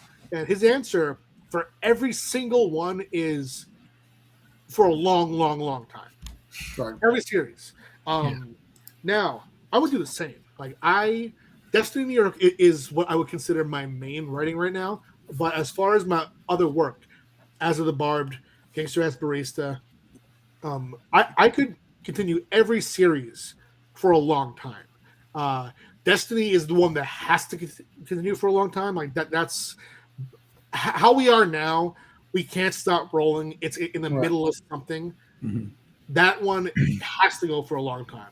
But how I approach every series is that if I'm testing it out, volume 1 is going to end satisfying. It's going to be a satisfying end, but it's also a test to see what can last. Right. Because Travis, you are right.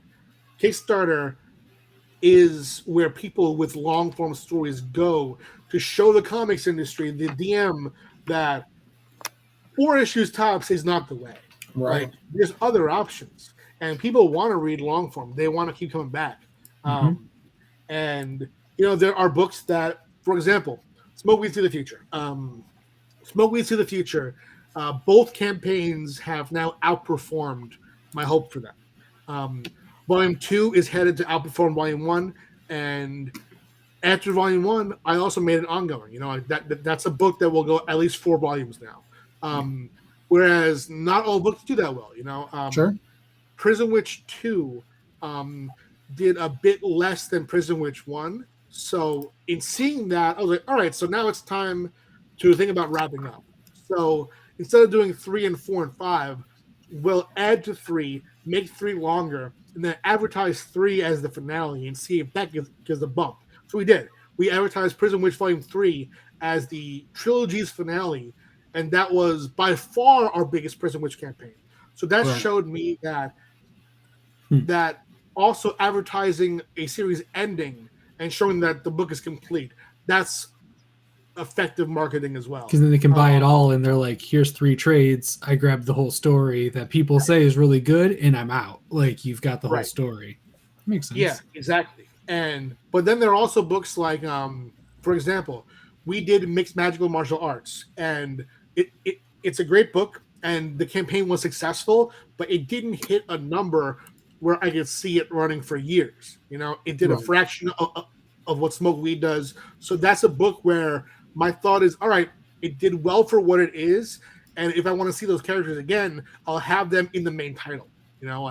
That's and same is true for what book?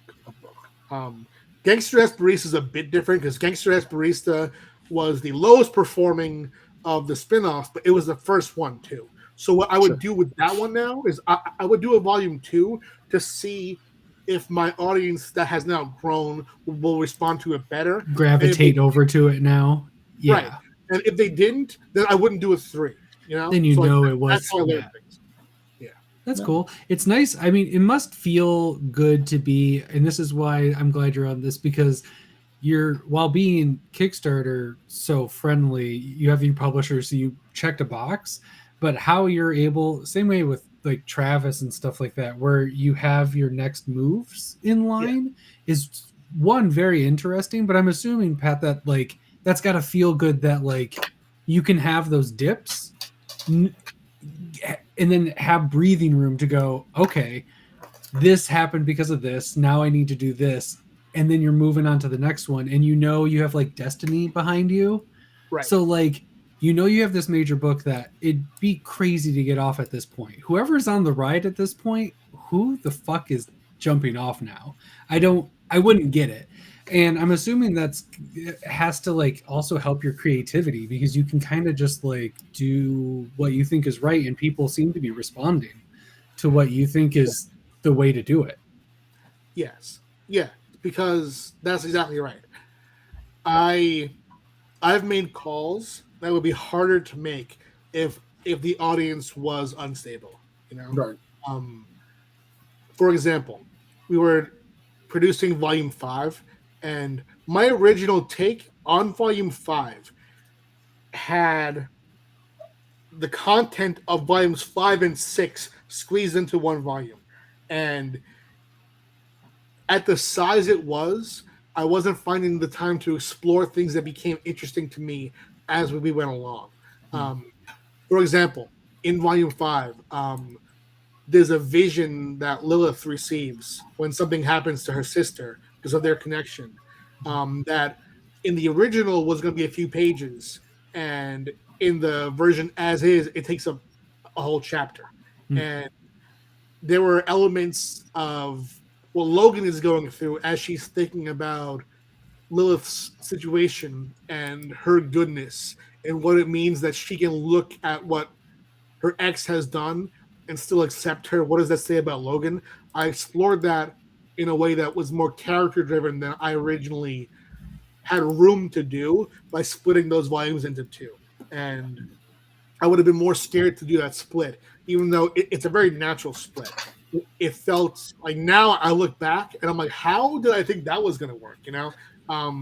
And if I wrote it that way, it would have, but it wouldn't be what it is now, which I think is the ultimate version of what it could be. And I'm glad and I feel blessed to not be scared to make that choice. Because what it is this was also the right call for the time, but it's the opposite choice of Volume 3. Volume 3 is enormous. Volume 3 has 9 chapters. It has the first act is chapters 1 through 4. It follows Lilith in New York. Act 2 is 5 through 8. It follows Logan in California. And the 9th is a bonus chapter of short stories. Now, it would have made sense with a large audience to split that into 2 books. That's 3 and 4. Yes. Yeah. Those books would be the size of a normal trade. Uh-huh. But I didn't want people to miss Logan for an entire trade. I didn't want people to not see Lilith then for an entire trade as well. Yeah. So I made the call then to keep it all in one. And that was the right call then, but it was a fear-based call. Sure. Even though it's right and it's the artistically right thing to do in my mind, the ultimate call was, I can't risk the audience, so I'll do this. But now I see it less as a risk and more giving the audience the exactly right version of what they're already invested in. Yeah. That's going to pay off, especially when you're this deep into it. Yeah. That's the way I've read, full disclosure, I think I've read through 4. I read them digitally because it was the pandemic. So I picked them up digitally, and that's when it's hard for my brain to know how deep I got into it. But I know I read them in different California, New York. I know I read that, and it was great. But it definitely could have been 2 trades in my brain. Those are 2 different stories. They just went like that. So that makes sense. That's interesting. They connect in certain ways that I did on purpose, knowing that they were going to be in a book together. Yeah. Like for example, in chapter 2 ends with Lilith going to see Logan, and Mhm. chapter 3 begins with the knowledge that it somehow went bad and we don't know how. Yes. And then Yeah. chapter 6 shows the conversation, you know, Yep. and that would have been harder to do having the audience wait for a year, you know. Right. So I'm glad that I didn't do that. Yeah. Yeah, that's great. Very cool. Thank you. Interesting. No, I think there's a lot of power in long form storytelling. I mean, my original goal was to tell Broke Down and Four Dead Bodies for 12 issues and do a big long volume, 3 trades. And I decided to go in different paths, you know, because crime is a hard seller and all these things, you know, and I do plan on getting back to it. But I kind of wish that I did my opuses, right? Like, because I have my opuses that are in a folder that I'm going to get to that I know are money making things and I want to be paid for it. But as I've gone, I was like, you know what? I'm probably just going to do those in Kickstarter one day and own the whole IP because I don't want to give that pie to somebody like I thought I did. Right? Yeah. No, that's 100% right. I mean, you I think that you mentioned to me too that you would do Granite State Punk forever, right? Yeah. Granite State Punk, I'll do forever. Yeah. Good. You know, but I do plan on doing it. I don't know if I'll always have it at one shots, but I like the one shot format. These little one shots. Oh yeah, that's good format. Especially the old way Constantine. It reminds me of old Constantine. You know, those early issues were just one shot stories. Uh-huh. You know, they were, you know, just kind of showing who he is, and I like that. And one of the things I've always loved about Constantine, if you read enough Constantine, you're like, oh shit, this is one big arcing story that I didn't realize because it didn't seem like it. And it all plays into one big thing. So I'd like to be able to get that gotcha moment with my audience, right? Going like, oh yeah, we're telling one story, even though they don't seem like they fit in whatsoever. Like, I gotcha. But yeah, we'll figure it out. That's exactly what I'm doing with Zenescope stuff. My Van Helsing run right now, each issue stands alone, but it thematically builds, and by the end, like, oh, this is the finale to what he's been doing there. Right. And the same. I'm glad that you get this too, because writers don't always understand that a one shot doesn't have to be standalone 100%. Right. It could build character. You know, like I was having a conversation with Matt Pizzolo. He runs Black Mask, and I'm curating the Black Mask Special Projects line, where I'm going through the Black Mask IPs and going, all right, more of this one. Do a one shot of this one. So I was talking to Matt. And Matt goes, yeah, the writer who you like on this IP said that he wants to do it, but he wishes it could be a miniseries. And I was like, tell him to chill, because doing that one shot doesn't mean it's the end. Do the miniseries as one shots, make satisfying bits that build to what the miniseries would have been. You know, it's a new world out there, okay? And it doesn't have to be in the old ways format. It's like this. There are some comedians who stick to the late night style of appearance. You know, late night is passe. Podcast is where it's at. Live stream where it's at. Twitch where it's at. The methods have changed. Right. One shots are working really well right now, and I think that that's a good thing to do. You know, we don't have to go by the old format of what the comic shop wants every month. You know, right. No, and I think it helps with the comic shop what they want. It's always a number one, right? So it's always a number one. So hopefully that'll bring a new audience or help sell. It's always going to do that. So, you know, Scout's actually been okay with it. They're okay with doing them in a series of one shots once a quarter, which is really good because Scout likes that. What is it called? Nonstop. Well, they do nonstop. They do the issue 1 and then the full volume and the trade. And I was very actively against that. I was like, this doesn't fit that. Like, which is cool for some stuff. I love it for some stuff. Like I was just like, dang, I'm really into this. Now give me the whole story because I do not need 6 singles of this. Awesome. So let's talk about your Scout book because we forgot it. I didn't forget it, but it just got lost. It got lost. Who fits it? I am loving it. You know, we just got issue 4 ready for the final next month, which is really exciting. The art style is so unique, so fun, you know, from the animal choices to the way you're telling the stories. And what's kind of cool is even unintentionally, I assume, it really fits in a certain like category of scout books because they've got the By the Horns By the and Horns, a yeah. few books that kind of fit like your Azar the Barb like feel, which is really, really cool. We had a private conversation about where I was like, I think I know what's going on, but I don't. Right. It's such a deep, amazing story that I think is gonna like kill it on the trade paperback market when people get to read the whole story. Because I was like, you know what? It's one of those books, and it's not just you. It's tons of books that I read every month where I'm like, I don't fully think I understand what's going on, but when I read this all in one sitting, I'm going to be blown away. I can feel it, so I'm just going to power through and then read it when I get to issue 5. Yeah, it's one of those things. Too, I'll say this: issue 4 is meant to be that scene, and it ends on this note where Azza has this epiphany, and you see through her eyes for a second, and you aren't 100% supposed to know what her epiphany is. Right. You're supposed to, if you look back at certain elements of 2, you can put it together, but she says what she's going to do based on what she saw in the opening page of 5.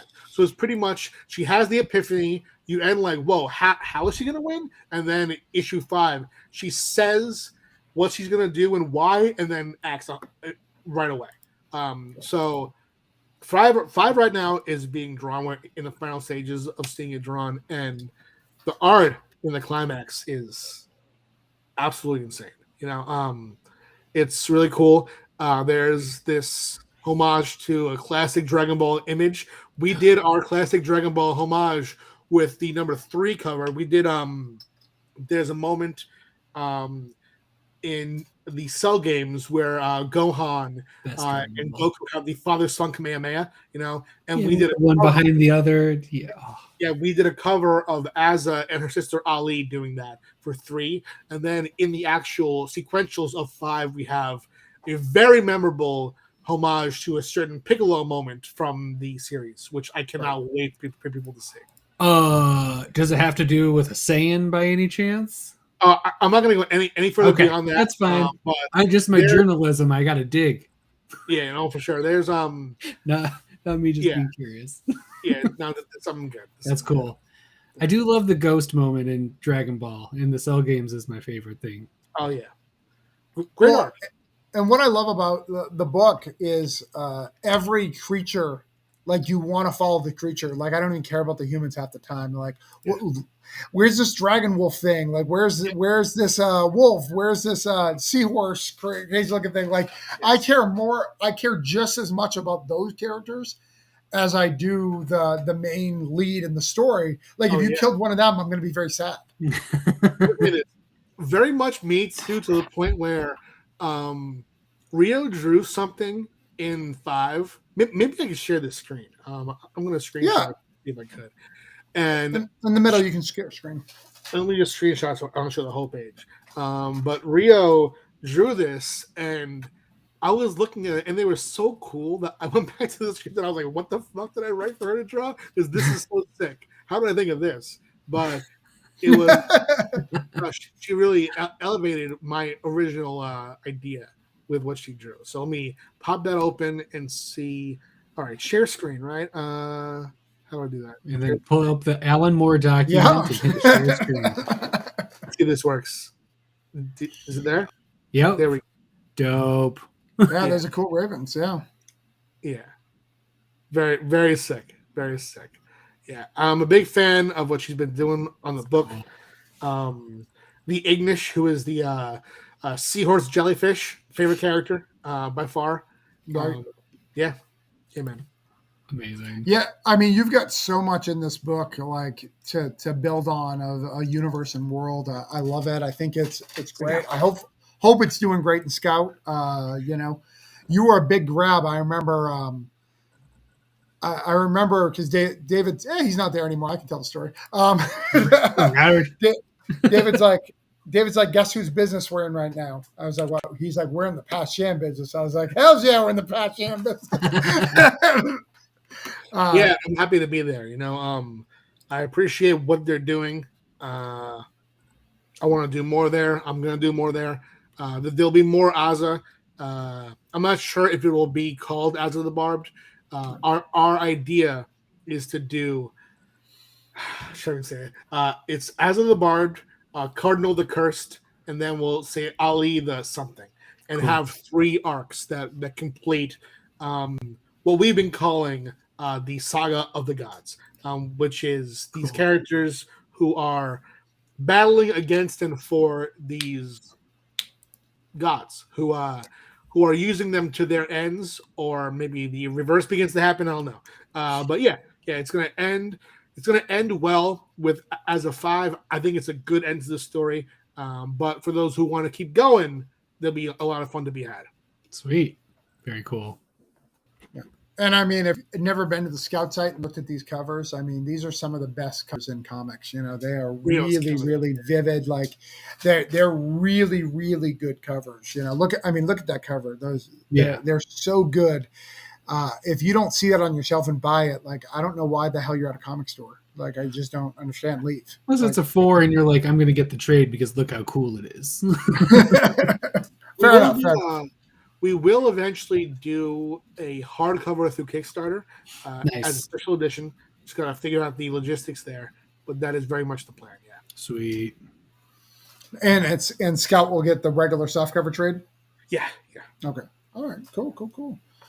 Yeah, I'd love to see that with a lot of back matter and like character signs. There's probably some great stuff there because it's a great partnership. It's a really good book. I was so blessed I picked one. Remember, I had one early, and I got to brag that I had it like a couple. You're like, I haven't even got it yet. I was like, yeah, look at that, because I was at the store when they opened the box. Oh yeah. So it's good stuff. All right, so now we have our questions. Yes, it's late. I knew Pat was going to go late. Pat's too entertaining. We got to do these last questions. I go long. Right. So Pat, I'm going to ask you one.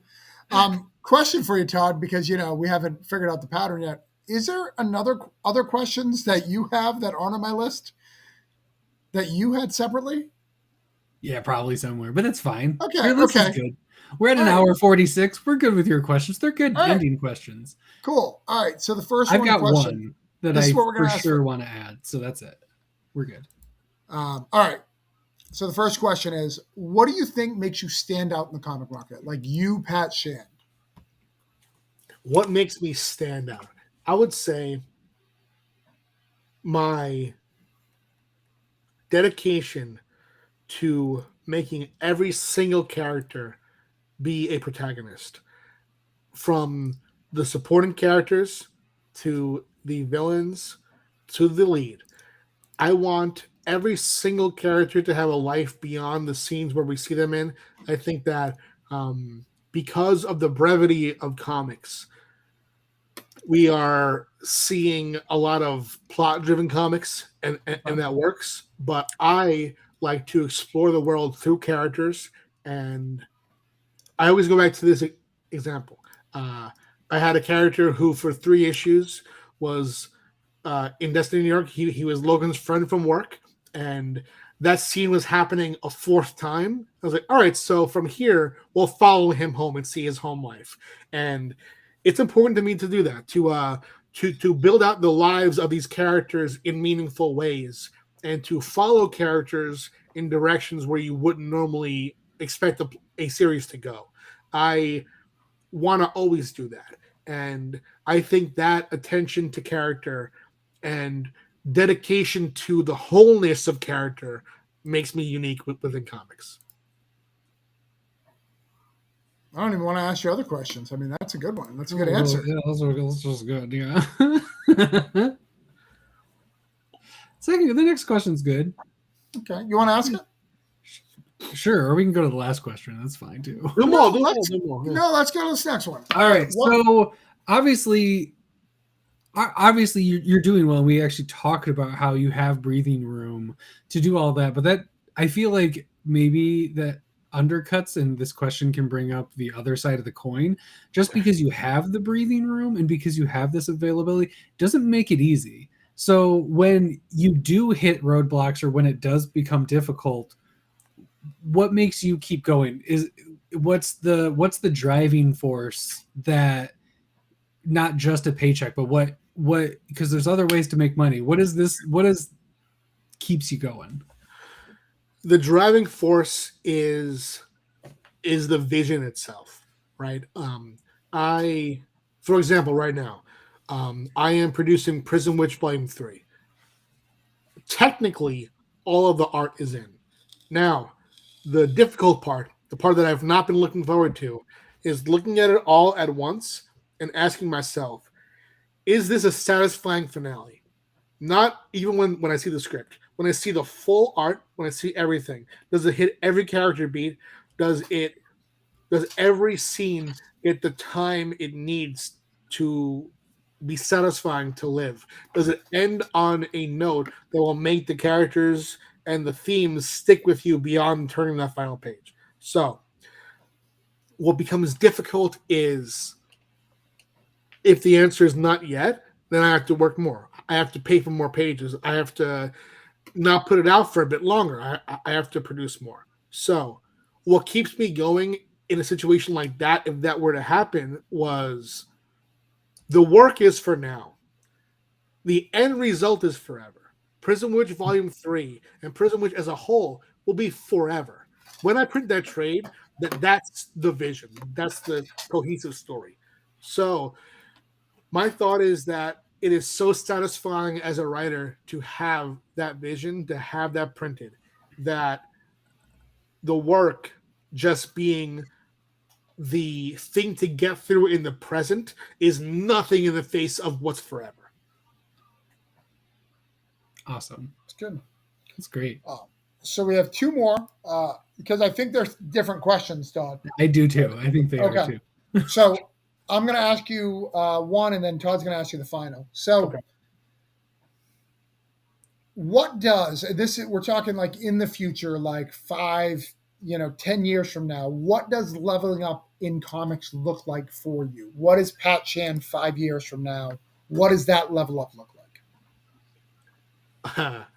A level up to me, because here's the thing. Destiny New York. And I'm talking about a big level up, not a small like next level. I'm talking like 5-year plan, 5 year, 10 year. Now we'll get to that other question. Right. I'll say this. This is going to come off as shallow at first. I'll bring it home. Pat Chan statue.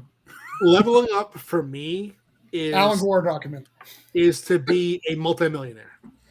Sweet. Because Destiny New York is already exactly what I want it to be. Okay? It's exactly how I envision it. However, there are books that I can't do in my current plan because they aren't good financial decisions, right? Like, I was talking about what makes a smart ongoing series and how I have to pick here and there what becomes what gets to volume 2. I don't want to do that. I want whatever I want. You want fuck you money. Right. I'm making it. Yeah, right. I love it. Because when I have that, it makes me as an artist able to do whatever I want. I can create whatever I want. I can look at Kickstarter and be like, listen, I know that kids' comics don't work on the platform, but I have those stories to tell, right? And when I level up in that way financially, it takes that sort of scarcity mentality out of it, where I don't have to worry about how many people will back a certain IP, how many people will be into a certain style of comic. I can just do what I want. And that you can print 500 and then do a Kickstarter. 100%. Because what does it matter? And the fact that I'm on the path of financial success based on comics that I love to create. So now in my philosophy, that's a fun path to elevate my profile while also elevating my future potential to do whatever I want by doing what I want to be doing now. That's great. So it's as good as it gets right there. Yeah, the answer might seem shallow, and the truth is money. Love it. Yeah. But I want to create without thought about the finances. And to do that, I need the finances, Yeah. The only way to get to create in a vacuum is to not have to worry about anything, or there's a vacuum. Yeah. That's the only way, and money is going to always be a part of that for sure. 100%. So that's And I want to doesn't hire sound- all my friends. You makes know, total sense. yeah, I want to hire all my friends. I want to Right? be able to have people support their. Yeah, I want to have people be able to support their families through what I pay them alone. I Yep. want my friends who works as a plumber and wants to kill his boss. I want him to want to kill me instead because I'll be his boss. Yeah. You know, like, Right. And then this leads into the last question. Well, hold on. I got a statement about. you- I got to talk about that for a go- minute because go for it. I feel that hard because I have literally for the last 2 weeks legitimately thinking because I was really good in film school about writing romantic comedies. I was just really good because it was really thinking about doing a graphic novel because I know 3 people in my life who've sold to the Hallmark Channel and got Hallmark Christmas movies.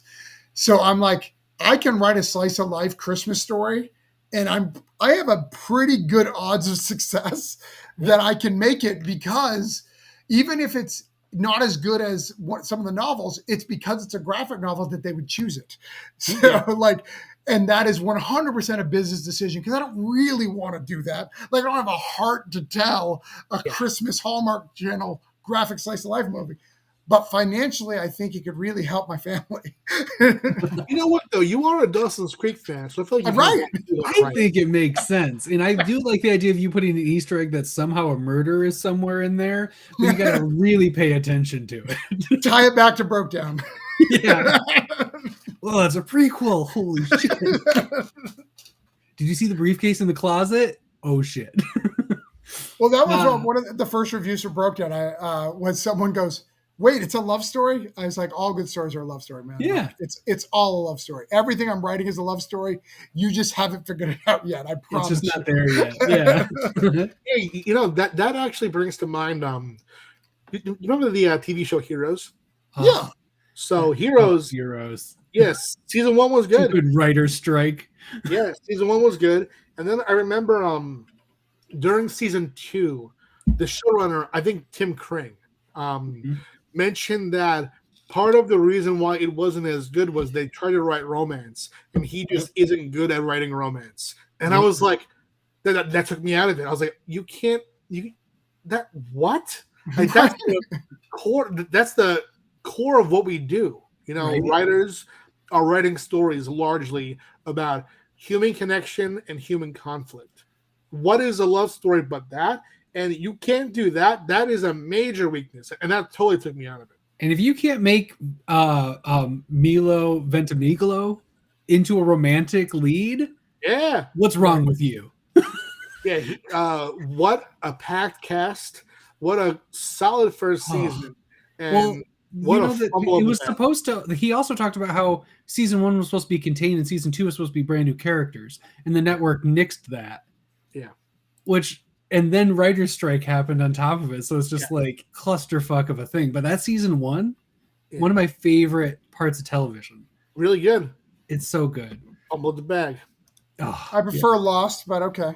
Oh, I dramatically. well, I didn't say it was the best. Yeah. Because No, Westworld well, also has season 1. That's true, though. You know, there was at the time the conversation of, oh, is it Heroes or is it Lost? Uh-huh. It was Uh, there. Time has shown that it's Lost. Yeah. Right. But, Yes. But season 1 Lost versus season 1 Heroes, that's a debate worth having. Yeah. I still would go with Lost, but they're very good. both are very good for sure. Until And then- Sawyer becomes Gambit, I'm going to Oh. continue to go Lost because that Oh. needs to happen. It The has to fact that happen. hasn't happened makes me insane. It's a damn shame. That the actor's incredible. He That's got one to nice- be in Community as the paintball bandit, though, and that was amazing. I loved that. Lost is a comic book license that I cannot believe. Oh, that. that's how you answer all the issues that people have, is just make it into comics. It's so simple. Just let Such a- comics have it. Such an easy format to do. The Dharma Initiative 6-parter, I'm reading immediately. If they're like, we're putting 6 issues out of Dharma Initiative, I'm like, okay, Yep, here's it my would money. I would be all over that. Yep. All over. So we know where you want to be in the future with your major level up and what you see and where you want to be. the here and now, where's your next level up? What's the on the horizon that you're seeing? Where are you leveling up to next? Where am I leveling up to next? Or where do you want it to be? I want to, this is kind of a bit intangible, but it's my goal. I want to be quicker on Kickstarter because what I've been doing recently is, not even recently, since I started, my general plan was out of pocket, pay for 5 to 10 pages of art, all the covers, all the merch, Kickstart it, produce the rest. Then from 2020 to 2022, early this year, I have seen the U.S. port completely struggle to bounce back from COVID. Mm-hmm. Everything else has seemed entirely functional. The printer itself in Taiwan, they were quick, but customs and the port, I don't know who the fuck they have working there, but it completely slowed my production down. So I was seeing books delayed for months and months and months.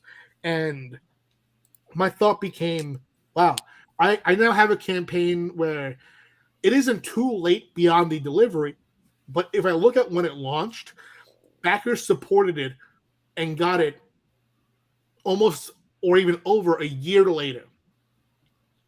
What I want to do now is, one, change printers to Canada so it's quicker. Mm-hmm. But two, I want to be producing books in advance. I want to be producing on what I already have, putting everything into production as soon as I have a team attached. And then when I kickstart, deliver more quickly and do more campaigns. So at this point next year, I want next year to have double the campaigns I had this year. This year I did Prison Witch 3, Cheeky, Destiny New York Volume 6, Mixed Magical Martial Arts, and now Smoke We See the Future Volume 2. 5 campaigns. If I don't do 10 campaigns last year, I'm out of my mind. Have to do it. All right. And you want to have those rewards coming. Yes. I want to have between those campaigns, like already rolling and going to the next, which is important for a Kickstarter because people, if they're going to keep following your train, for especially people who are going to get all 10, having those things coming in is very much like piece of candy. Get the next one because they got it, and now it's like, oh, it's going to happen that quickly. This hit the button, get the thing. That's important if you want to do 10. So that's huge. So that makes sense. 100%. Yeah, very cool. I want it to be where there's always something being kickstarted, always something in production, and always something being received. The receiving has been my weakness. I've always been in production and I've always been kickstarting. But a lot of the times, books would all happen and end around the same time. I would receive them and I would have 3 campaigns to deliver at once. Yeah. Yeah, you were just talking about it. Right. Yeah. Insane amount of work. And that kind of bundling of campaigns too kind of hurts promotion because with those books, they all were sent out between September and October. And they had an ad for Destiny New York, Volume 6 in it. And they had launch dates for my next 2. Cool. Mm-hmm. But I would have preferred Destiny 5 to have a card for when Destiny 6 launches. I would have preferred to have the art book have the card for when Mixed Magical Martial Arts launches. Smokeweed 1 to have the card for when Smokeweed 2 launches. And then to come out month to month to month. And when I master that, and I'm already about 75% of the way toward getting on that path, my shit is going to take off. Basically, you just want to be a monthly publisher next year. Yes. Almost. Like real close. Yeah, and part of doing that is also putting out some single issues here and there. Like I have because that's a lot of trades. Yeah, I have 3 full color single issues that I'm kickstarting next year. Cool. And those are going to be able to be printed and probably even sent within a month to 2 months of the campaign ending. So yeah. Nice. Yeah. I can't believe I did one more Kickstarter than you last year. That's insane. 6? I did 6. Nice. Nice. I mean, no, yeah. let's not look at our money. Yeah. But I mean, I got one that can play. The rest are, we're doing all right. That's one of my well, if we count my Black Mass special projects one, that's 6. but Oh, you want to? Then I can count No Contest and Tales in the Collective, and we can go all day. Let's go. Oh boy. Bye, everybody. That's also a result, of me being with Taiwan Printing for so long. I've gotten used to waiting, and I had the moment, the kind of like come to God moment, where I was like, all right, so I pay less to print in Taiwan than I would in Canada, but I kickstart at a fraction of the speed I would if I had the book faster. Yep. I make more money on Kickstarter than I do from not spending money. Like not spending money is one thing. Money in is the key. Yep. So if I can go to Canada, spend more money, and then have more money coming in, that's how I produce more work. It's got to be better too if you have issues. If something ends up having an issue with the printer and it's coming from Taiwan and you're like reverse customing, I'm assuming that's just also the one time it happens would be enough for it to just be the worst. Thirsty was the worst. Thirsty had 3 different slowdowns. The first slowdown was by choice. We chose to send a digital proof to customs before printing to ensure that they would approve it and not flag it as explicit when it came in. Yeah. We did that. It took a month. Then Taiwan printing went okay. Got held up at the U.S. port 2 months. Got held up at U.S. Customs, even though we pre-approved, they still held it up. About a month and a half. Long delay. Yeah. Long delay. Woof. So I want to make sure that never again, because Canada bypasses the port, bypasses customs. And the back and forth, how much trading and importing and exporting happen between U.S. and Canada is insane. That's just normal life. That's every day.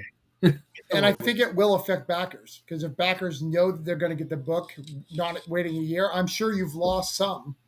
That have been like, I don't want to wait that long for your stuff. I'll just 2 months. No one's going to complain about waiting 2 months. Because I do it sometimes when I'm back in campaigns. Previews and wait longer than that.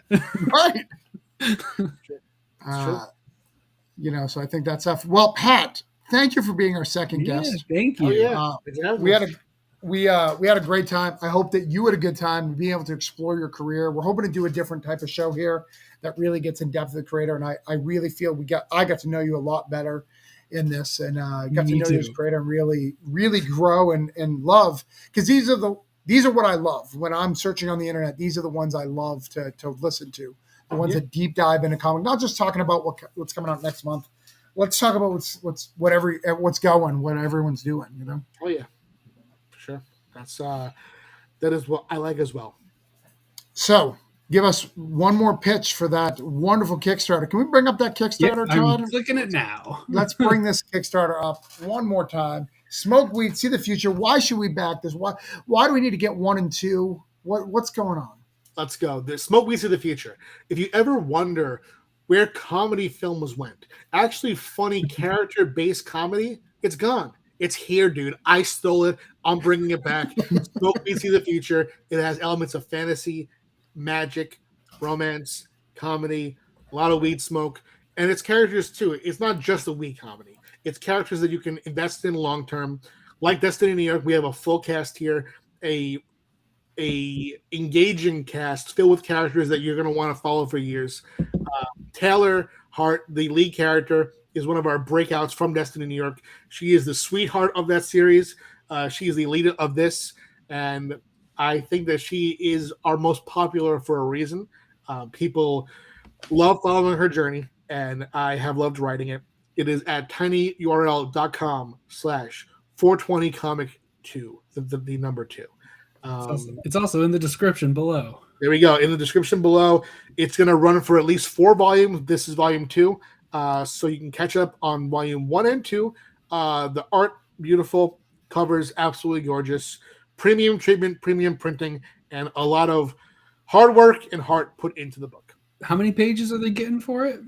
Volume 1 is 60 plus 2 shorts, probably about 75, and volume 2 is base. We said 80, really it's more 85, and if we hit 30,000, which, let's be real, gonna do it, that's gonna be a short story as well, so probably about 90 for volume 2. Look at that. And that's some other people's single issue prices, y'all, so get up in there because people are crazy on Kickstarter. But wait, there's more. We've got Ozzy the Barb number 5 coming out next month, or Yes. this month? Next month, yes. Yeah. Next month. So we've got that ending, and then we have a couple other. What do we got for Zenoscope? We have Zenoscope is we have Grimm Myths and Legends Quarterly. That's a 72 page. I mean, it's a graphic novel. They call it a one shot. It's 72 pages though. You know, it's that's called Blood of the Gods. It is a crossover of their Hellchild and Gretel titles. Oh, Hellchild is also one that I co-created with Ralph and Jeff. That's coming out. The final 2 issues of my current Van Helsing run.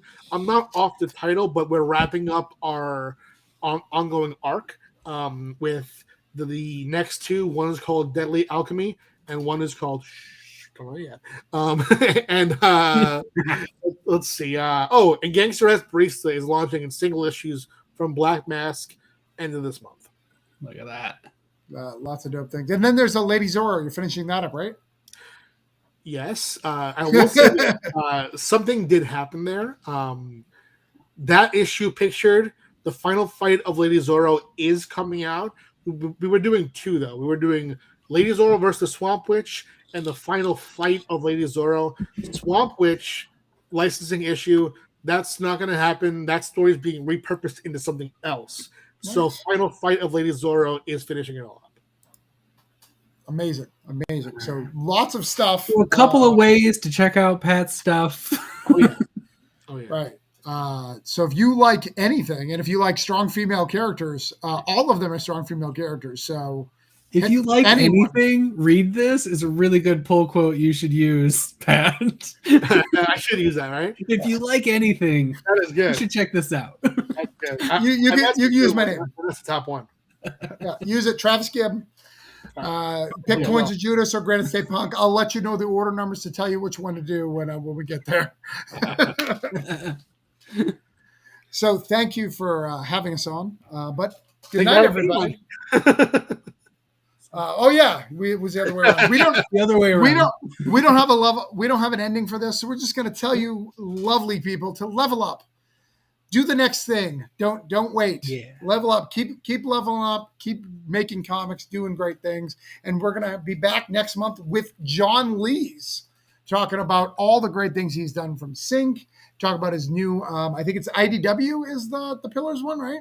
Yes. Yes. Hotel. Hotel. We're gonna talk about the AWA stuff. All cool stuff. So John Lees. John Lees is next. And then we get another surprise guest in January. So we're going to keep leveling up here with new guests all the time. But thank you guys for coming out. From Todd, myself, and the legendary Pat Chand.